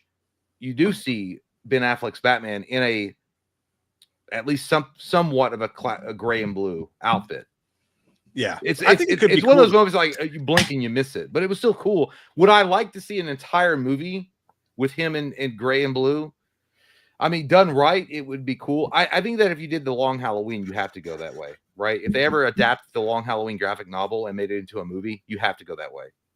But yeah, would it work on screen? It just depends on how they shoot it. If you did it right, it could be really cool. Mm-hmm. We also have Byron Hansen saying, "Have we seen a movie like Weapon before?" Weapons, I imagine you're talking about with Children of the Damned. That's or I think that's pretty exact. Movies like People Under the Stairs, Children of the Damned, stuff like that, like programmed assassin killer kids. I don't know, like that's what I'm assuming they're going for, but if they're not, Children of the Damned is pretty close to it. It's too bad it wasn't that great of a movie, but yeah, Children of the Damned could have been scary as fuck. Man of Tomorrow also says, for the Batman question, look at comic 251 June 73. Okay, I would find him. Batman 251. Batman 251. Tell me your secrets. Oh, I see. All right, hold on. Hold on. I'll share this with you guys so you guys can tell us what you think. Oh, fucking bitch holes. There we go. So that blue and gray. Yeah, dude, that'd be so sick. And like if they did it right, you'd have to have the right guy to do it. But if they did it right, it'd be fucking super dope. But have we ever got a Joker like that? Not really. No. I still think Willem Adrian. Dafoe. I think Adrian Brody could pull that shit off. Adrian Brody could do it. Willem Dafoe could do it.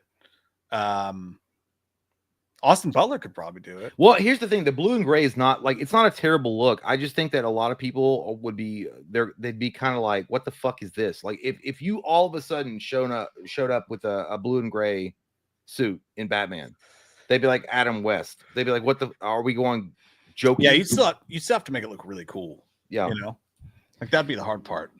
Dean Cream Between says, "Can Slenderman sing? I want it that way." Tell me why. Ain't nothing but a heartache. Tell me why ain't nothing but a mistake. Tell me why. Me really want to. That's, you know what? Me don't. Me want it that way. Yeah, me want it that way. That's what they say at Burger King, not at Subway. Necessarily. Man of Tomorrow also says, imagine Feldman on a body cam video. Well, it's gonna happen. I'm sure at some point. I mean, I don't need to imagine anything, it. dude. Yeah. What are you talking about? Like, god damn, man. Like, I'm coming from a rock show, and these fucking pigs are trying to stop me from. Where are giving my you- angels? They need, yeah, the angels are gonna come in later. You guys are really fucked when they show up. Mark's movie says new man versus movie in the future, good sirs. At some point. I'm sure. I mean, I don't know. What else? I mean, what series haven't we tackled? The closest thing we've got to that recently is when Jay and I, and they're on the Patreon right now. We did 3 commentaries in one day, just like a month ago. We lost the House of Wax one, obviously, but we did Disturbia, and we did what movie? We did Heretic, and we did Disturbia, and then we did House of Wax. We lost House of Wax because I'm a fucking idiot and deleted it. What about if we did? Dude, I don't know. That's such a rough go. What if we did the Resident Evil movies? Oh, That's such a rough go. was there like 7 of those fucking things? I don't know. There's a lot. Dark Knights, Texas. Gary, thank you so much. Says I would have gone down that thin corridor like Daredevil. I don't need a gun. He's talking about that body cam footage. Yeah, dude. Like, honest to God, like, and when I said I would have gone in without a gun, I didn't mean that. Who knows what you do in that situation? But the Uvalde thing, if there's a guy with a gun in front of a bunch of kids, Yeah, like, I mean, listen, for me, it's like it would be enough to know that someone was getting fucked up. Like, Yeah. I have weapons, I have training. I'm gonna go down and do my thing. yeah, I'm not trying to think. I'm not trying to think like I'm gonna run up on the fucking wall like Jet Li and like come in and like buster kick the motherfucker in the face and like like pose on him after I put but I would be like, hey man, this is what I signed up for. I'm gonna get down that fucking hallway and neutralize the threat. yeah. That shit was embarrassing, dude. That It was hard really to watch. bad. It was really stupid. We also have that effing guy. I have a question for you, Mike. Don't know if you've ever spoke about this, but how did you get into writing for Joe Blow? Well, I had to. They call Blow it Joe, for obviously. a reason. I had to. One of my kids is in the room over there, so I can't say how. Jay said it best. No, I just sent over. I just sent over a question about possibly. And they're really cool dudes. And that place, I'll say this, that place is full of really, really good. I've written for a lot of places with really shitty people behind them that are absolute assholes. Mm-hmm. And I won't name any names. Jobo's not one of those. Full of just great human beings over there. Nice guys. Yeah, you never really talk shit on them. Mike's told me about other people that weren't great, but they seem all right. Yeah, they're good people, man. It's a good website to support. Byron Hunson says Ouija Origins of Evil has the creepiest ending ever. I don't remember. That's a good movie, dude. That's a no. I've seen the unbelievably movie. good I just don't remember the ending. I don't remember the ending either, but that's a really good movie. It was the book about. It says, do you guys like Nike low top or Air Force Ones? Are they good? I don't know. What are they? I wear like, dude, literally the shoes I'm wearing on my feet are from my wife buying them from Costco. They're Adidas. I don't know what they are, but they work. I'm not like, I swear to God, like when new tennis shoes come out, I don't fucking know or care about what they are. Like I've seen like the Air Force Jordan 40s or whatever the fuck they're called were like trending. And I clicked on the image because it was trending. So I clicked to see what, Like they look cool, and then I was like, $170, suck my dick. They're just shoes. Yeah, dude. I love Nike, like the Dunk Low Pros. Sweet. I'm not an Air Force Ones guy, but the Dunk Low Pros are fucking cool. I don't know, man. Like for me, it's all like shoes are shoes, but I've always been preferential to like boots. I like boots better, not like cowboy boots, but like like Timberlands or whatever. Doc Martens. Yeah, Doc. Oh, I never had a pair of Doc Martens. Too expensive. Really? I never had. No, I never had Doc Martens. I always like my main go to was Skechers. They look good though. Byron Hansen says Jason is an uncontrollable deadite. I'm assuming, and Pamela used the Necro book to bring him back to life. Interesting. Ash and Loomis team would be great. Enjoy your vacation. That's a great idea. Thank you, Diddy. It's a great idea. Byron, Diddy. If you want to combine Evil Dead and Friday the 13th in some way, that would be a great way to do it. But again, it'll never happen. And I think Bruce Campbell said it best. He was like, when there was even a conversation on the floor about Ash Williams taking on Freddy and Jason, he was like, all right, well, what happens when I kill them both? And they were like, what? Yeah, can't have that. Because you have to have Ash Williams win, so it would be bad for the series. But that's a great idea. Good segue into it. I'm not being serious, Bane. I'm not being. You're being serious. Shut up. Shut up, Bane. We have Gary also saying all these hot female teachers getting arrested nowadays. I was like, what the fuck? Where were they when I was in high school? Dude, it's a legitimate like observation. It's disgusting, and 100% they should be charged and found guilty, or if they're not found guilty, whatever. They should be the penalty should have the fullest extent to the law given to them, 1000%. But you're right. It is definitely, there's been a weird trend of like these ultra hotties that are like fucking criminals in school. Yeah. No, so I didn't, again, never had that in school or whatever, but I did work at a daycare when I was 15 through like 17, that my mom was a part of or whatever. And there were several different women in their mid 30s. One of them was an ex-stripper, who did, open the portal, as you yeah, I remember that. Yeah, there were several issues that I got myself into deeply with older women as like a 15 and 16-year-old. And when you look back at that, you're like, oh, they would have went to jail for some 100%. Of those things that happened.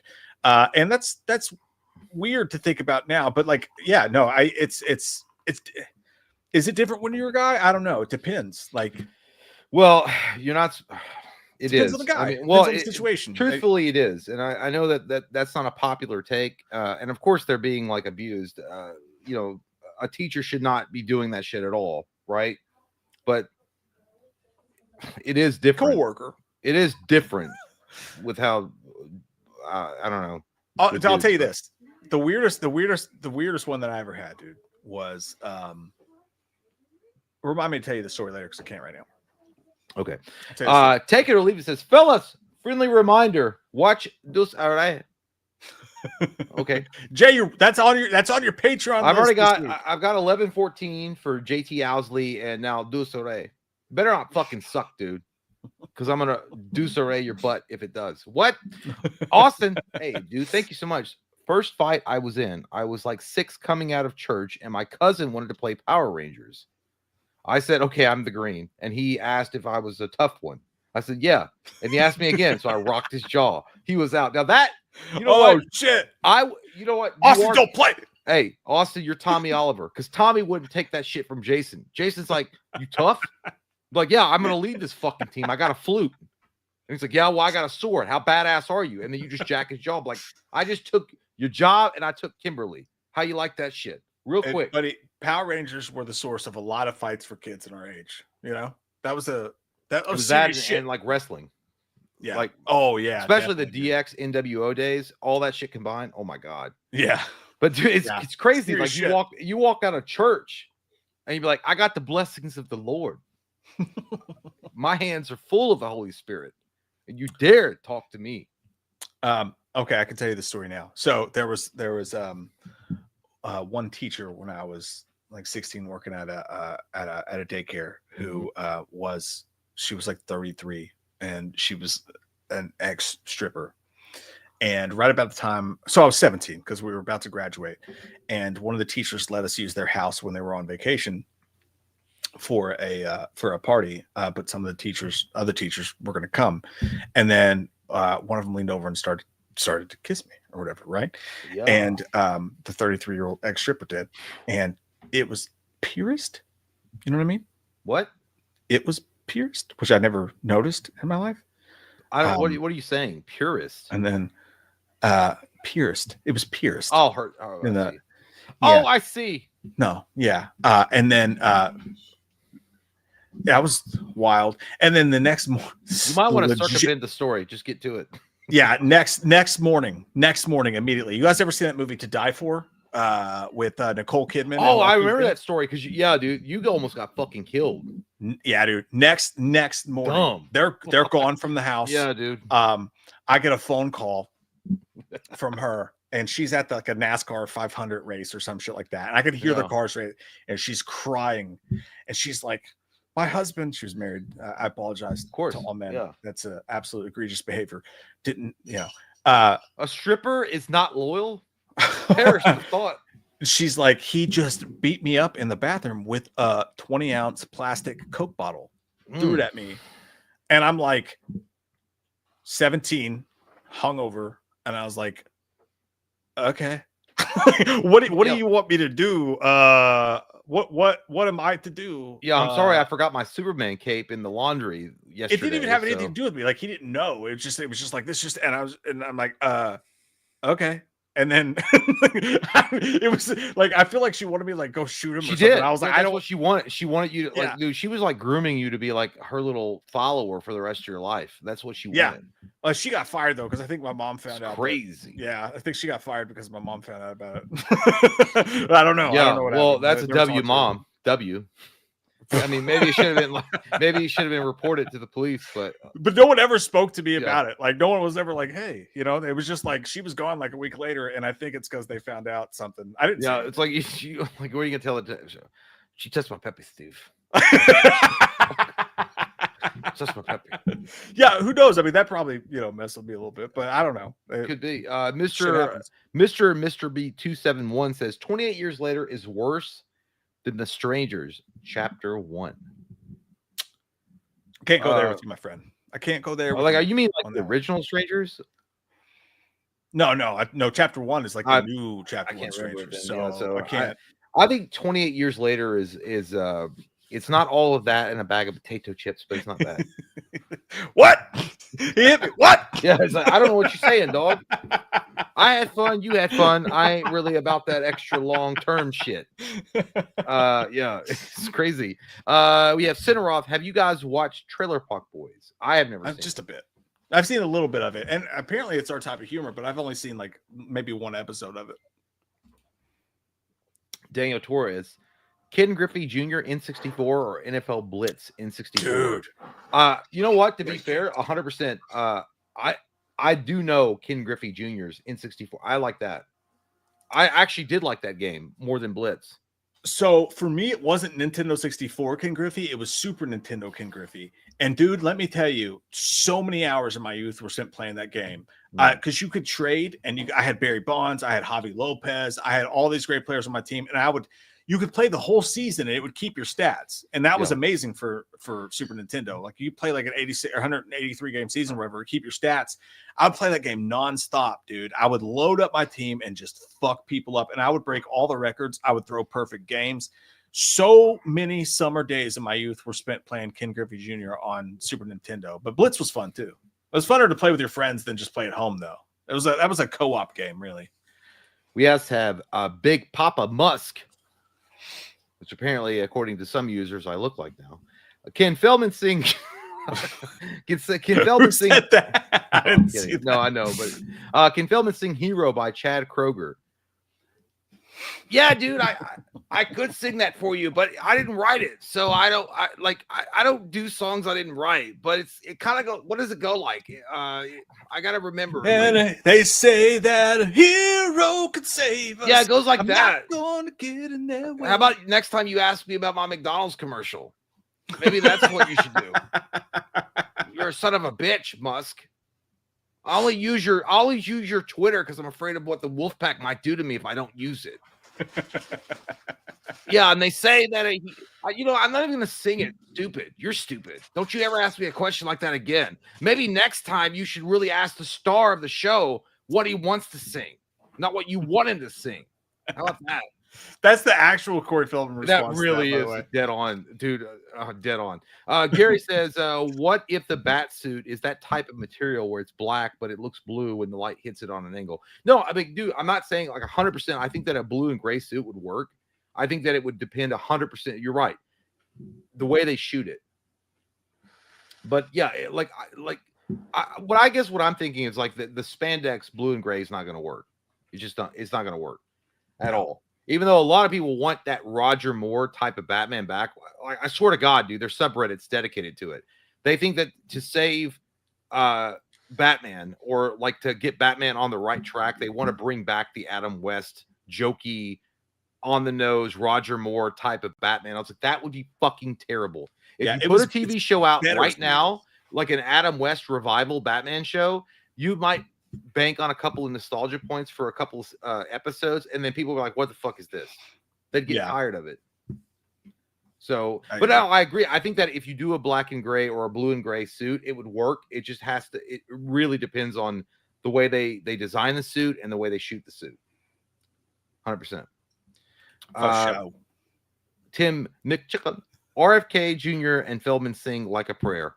Jesus Christ, Tim. Is that the Madonna song? Yeah. Or is that Like a Virgin? No, it's like it's the Deadpool song from Deadpool Wolverine. No, I'm doing the fucking Loomis, dude. I can't.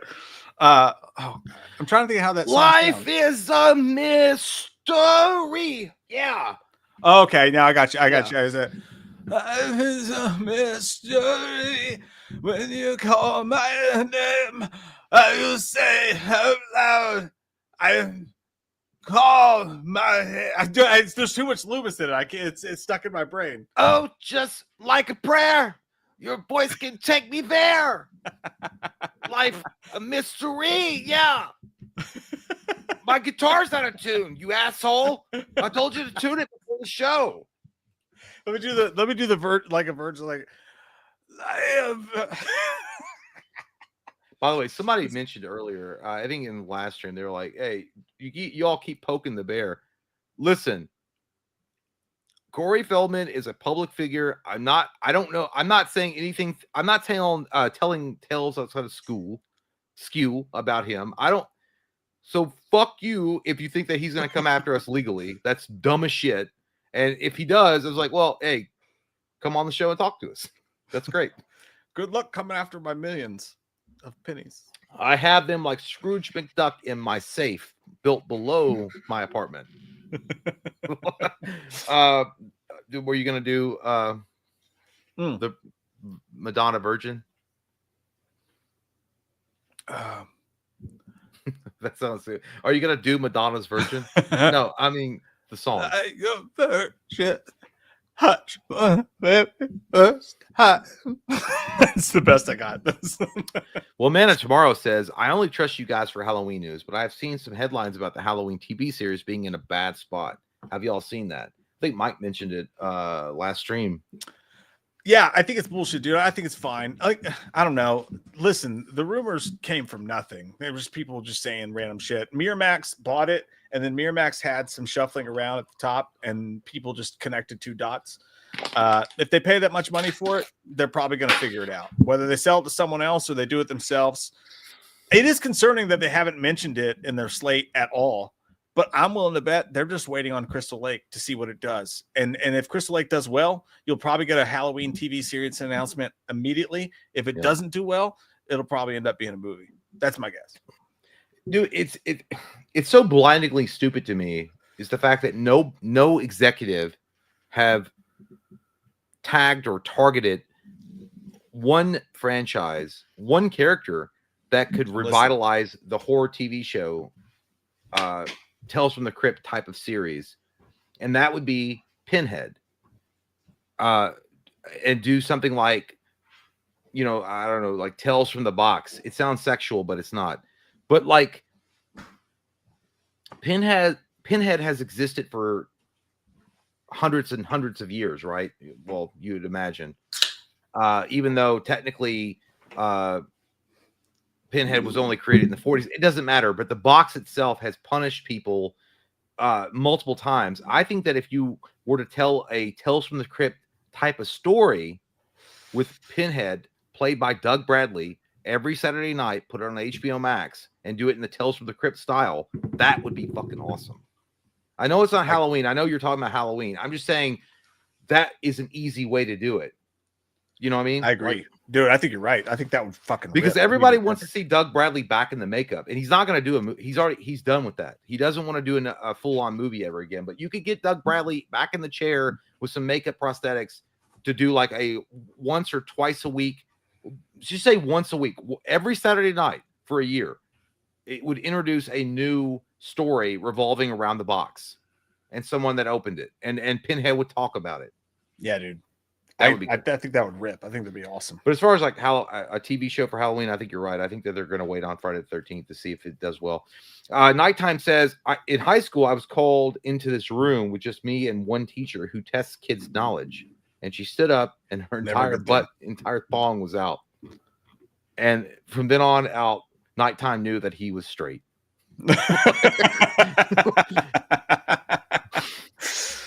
That's a formidable moment for a child. I never had any of these teachers, like none. There was no teacher I could think of. One. Who? My entire scholarate career, there was one teacher that was kind of cute, and that was Miss Moore, freshman math. You remember her, right, Miss Moore? Yeah, but she was like, it was nothing great, you know. Miss Cornelius in 7th grade was pretty hot, but dude, I don't know why it just popped in my brain. You guys remember how great? I know it's random, but it's ADHD. But you guys remember how great Timothy Oliphant was in The Girl Next Door? Dude, fucking great, dude. What a movie! You know what it was? The reason why it popped in my brain is because I was talking to Cody earlier today, and we were talking about who could have been Lex Luthor, and obvious, other than Nicholas Hoult. And the obvious answer is Bryan Cranston, but he mentioned Timothy Oliphant. And I'm like, because he was like, dude, he was great. And like, he was awesome in Live Free or Die Hard, but he was also really funny and talented in The Girl Next Door. And he was like, what did he say? I haven't seen your black ass in forever. And he was a white dude. I don't know. But Timothy Oliphant's funny as fuck. Yeah. But to Timothy Oliphant now playing Lex Luthor, I could get behind it, but he's got a boyish face, so it would be really hard. Like I think Bryan Cranston's a layup. Yeah, no, but that's the kind of like inspired casting they should be doing, not these boring ass, Nicholas Hoult characters. Yeah. Anyway, it was random, but I just wanted to talk about it. Byron also says John Jones ducked Tom Espinal. Yeah, dude, I don't follow UFC much, but yeah, that motherfucker ducked him hard to the point where if people even asked about it in interviews, he would just get up and leave. I've never seen someone be ducked harder than Tom Aspinall. I ain't scared of him. I'm just not going to talk about it. Yeah, dude, I've never seen it. It's embarrassing, actually. Tiffany, if you could choose a pair to team up together from two completely different genres, like horror and superhero, to be our protectors, who would you choose? Ooh. So choose a pair to team up together. They would have to protect the earth and humanity. Well, I think you got to go with Superman. I mean, he's literally, it's Superman. Like he's got all the fucking power. I got it. Who in horror would you pick though? Well, horror and superhero. So it would be 1000% Superman. It would either be Superman or Dr. Manhattan, but it would be Superman. I think Superman. No, Dr. Manhattan wouldn't give a fuck to kill us. Yeah, he wouldn't give a shit. Yeah. As far as horror though, there's a better answer than what I can come up with here. I feel like Freddy. I go Freddy and Superman because you can't escape Freddy. Mm-hmm. Freddy can get in everyone's dreams. Everyone has to sleep, and Freddy can do a whole city at once, as he proved in Freddy's Dead with Springfield. I would go Freddy and Superman. Yeah, Torture those. That's a good one. I think I would go with Superman, and I would go with you're like, what the fuck? I'd go with Wishmaster. He is magic. I don't know, but that's who I'd go with. But Big Monkey Nut says, can Corey Feldman sing Billie Jean? Yeah, I could totally sing it, but I'm afraid that the Jackson estate would sue me, even though I was the inspiration for Michael Jackson's Billie Jean. Did you not know that? Because the one time I dated a Billie Jean type of chick, and I was telling Michael about it on the phone, on the goddamn telephone on the side on a corner of New York. I was, hey Michael, this girl broke my heart, and she said I was the father, and I wasn't. Sucked. And then Michael was like, oh, that's so bad, and he was writing it all down. So I'm not gonna sing that shit. Dean Cream-Between says, hope you have a good vacation, Mike. Appreciate it, buddy. Hey, it's not just my vacation, it's our vacation. I wish Jay would come with me. I'd invite him to come. Well, no, I got John Wick things to do. And then Hey, apparently listen, 11-14 and Deuce Arias or whatever the fuck it's called. Listen, I know that, like, you know, you wouldn't, but it reminds me of Vice Principals, that show. You haven't seen it, but there's literally an episode of Vice Principals where Danny McBride goes on vacation with his daughter, and Walton Goggins just got divorced, so he doesn't have anywhere to go. So he just shows up. He's like, "Can I just come with you?" Yeah, dude. And like, Walton Goggins and Danny McBride go on vacation together, and they just end up running around drinking and doing coke and stuff like There's that. been a lot of people like, maybe they're like, JB, a man. Not that like, we do coke, we don't. Well, no, they were like, do live streams. I'm like, I'm not going to do that shit because that would be Walter Goggins. Like, I got nothing to do. Let's just talk for an hour about nothing because I got no fucking subject. Hey, I'm going to turn the camera on. We're going to go live, and we'll be like, hey, you guys want to talk? Let's talk about shit. Like, that would be fucking terrible. No, I'm just saying, could you imagine you and me just going to the beach alone? Just you and I on the beach, surrounded by families and spring breakers, just like sitting there like, well, I guess we'll just put a chair down. No, I'd be like, hey, dude, this kind of sucks. Like, when are they going to go to bed so we can go to karaoke or something? Like, it's kind of stupid. They're like, I got to spend time with my daughters, man. I'm like, well, I'll go to the karaoke bar early. No, I'm saying literally, if you and I just went alone, just you and me in a sad rental car to the beach, just you and me, and just sitting on the beach, like, what do you want to do, man? I was like, I don't know.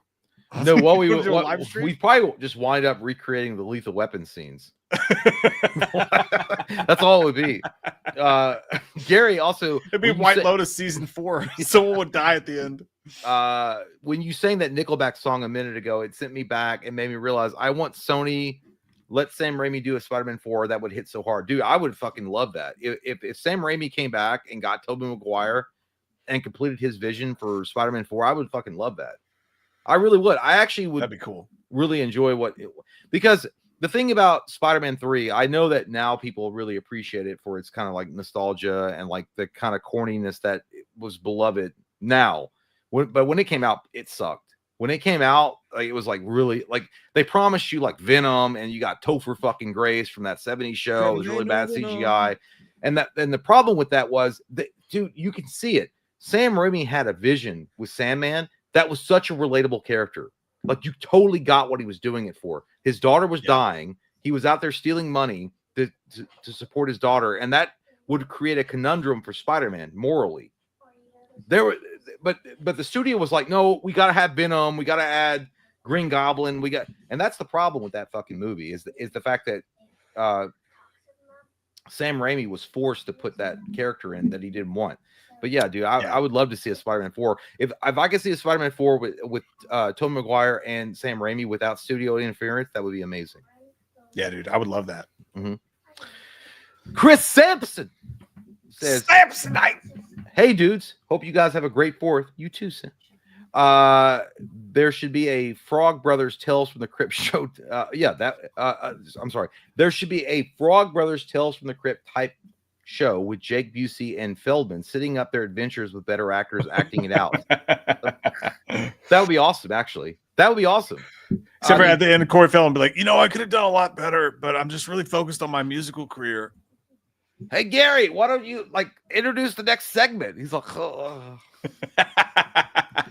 I like potatoes and buttered sausages. I like potatoes and steak, but sometimes there's a motorcycle ghost that just won't leave you alone, and that's what this next tale is about. Yeah, dude, I hate motorcycle ghosts. They suck. It would be crazy, but it might work. Man of Tomorrow, who wins? Bale's Batman versus Evans Captain America. Bale's Batman. Well, I got to give it to Evans just because he's like super soldier, like he's got the serum. Yeah, but dude, Bale's Batman Eddie would can have figured it out. He'd have figured it the fuck out. Well, with no prep time, Why did I sound like Corey Feldman? He would have figured it the fuck out, dude. he's got time. All you need is time, right? Gary says, and if they make a Raimi Spider-Man 4, they have to bring back that Nickelback song. I would probably cry. Yeah, dude. You know, I remember when that song came out. Josie Scott, Chad Kroeger, a hero. Like and some of you all that don't know, like that was like the premier. Like imagine Avengers Endgame type levels of like excitement. That's what it was to see Spider-Man on the big picture like that. And then the song Hero coming out, dude, it was so fucking, it was fantastical. It's great. Shit on Nickelback all you want to. That was a great song. And they got such shit for it too. They're like the two ugliest rock stars of all time collaborate for Sure. I'm like, okay. But they make that bank, they make that money. Dude married Avril Lavigne. So what are you gonna do about that? Nothing. We're all upset about it. We hate it. Yeah, but that's a great point. Yeah, I think it's actually weird that they haven't. Would it, dude? Imagine in Spider-Man No Way Home. Look at this photograph. No, imagine in Spider-Man No Way Home when Tobey Maguire showed up, they had played that song. Dude, that would have been awesome. You know, it like fit it in somewhere in the movie. Just that song. God damn, dude. That was no, I'm saying, Mike, let's chug a beer. No, dude. I have to drive 4 hours tomorrow. There's no way in hell I'm doing that. I'm already probably not doing good. In spirit though, together as well. Yeah, you guys have been awesome, dude. I'll do it if Jay does it. No, I ain't doing it. I know. No. But no, hey, you know what? You guys have been awesome tonight. Really appreciate you. I got a little weird. I'm not going to talk about why I got weird a little bit earlier in the evening, but I felt like Seth from Dusk Till Dawn. I was like, and they're like, "What's wrong, dude? Why are you acting like that?" I was like, "I'm still fucking fuming from that ape putting his hands on me." Because I wanted to go in deep, but I'm not.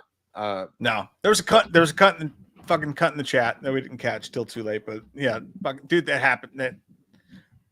No, but I wanted to be one like, I don't know asshole why for they're every so 10,000 mad good though. people. I butt fucked your mom while you watched, and like I didn't know you were watching about it. I don't know, but I'm willing to bet you 100% that was actually somebody specific who had a weird grudge. I think it was, and that's what sent me off though. I was like, hey, I really want to know what kind of cunt you are.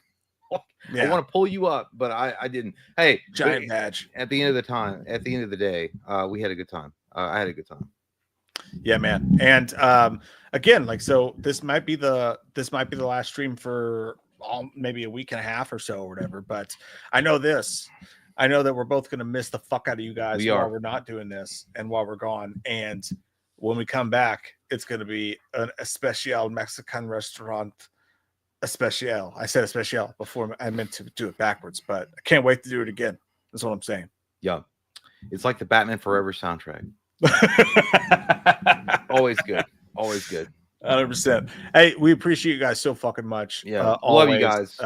Gonna genuinely miss you guys for the next week and a half or so. Don't know what life would be like without doing these streams and hanging out with our friends and having a couple of drinks together and shooting. Tomo, I'm not doing that. Like, I understand, but I'm not doing that. I don't want to do that. No, the most I do, I think I might do some Patreon streams or something, which I'll let Mike know, and we'll figure out how to upload those. But either way, yeah, it's been a good fucking time, dude. And I think someone said it's been a quick 3 hours, dude. You're fucking right, dude. It has. It says something about our channel that just going away for a little week leaves a little hole in the soul, sexually and otherwise. You guys are so cool. You guys are our friends. We look forward to hanging out with you guys all the times. And it's not a vacation from doing this because this is the fucking coolest job in the whole world. So, other stuff. But we love you guys so fucking much. Can't wait to hang out again. Thanks for hanging out with us tonight. Thanks for talking about the giant zombie dongs with us. And we love you guys so fucking much. We'll talk so soon. We'll see you soon. Bye, guys. Think of me when you jerk off. Bye. Yeah, specifically Jay. Think of Jay's tongue going up the crack of your leg. Right when you're about to just Jay's tongue, and you feel his little beard hairs on your thigh. And then the sun comes up and you go, maybe I'm not ready for that sweet goodbye into the night. Maybe I need just a moment more before I come. Bye, guys. I love you. This is stupid. Why do you guys watch this show? This show sucks. We're dumb. I love you.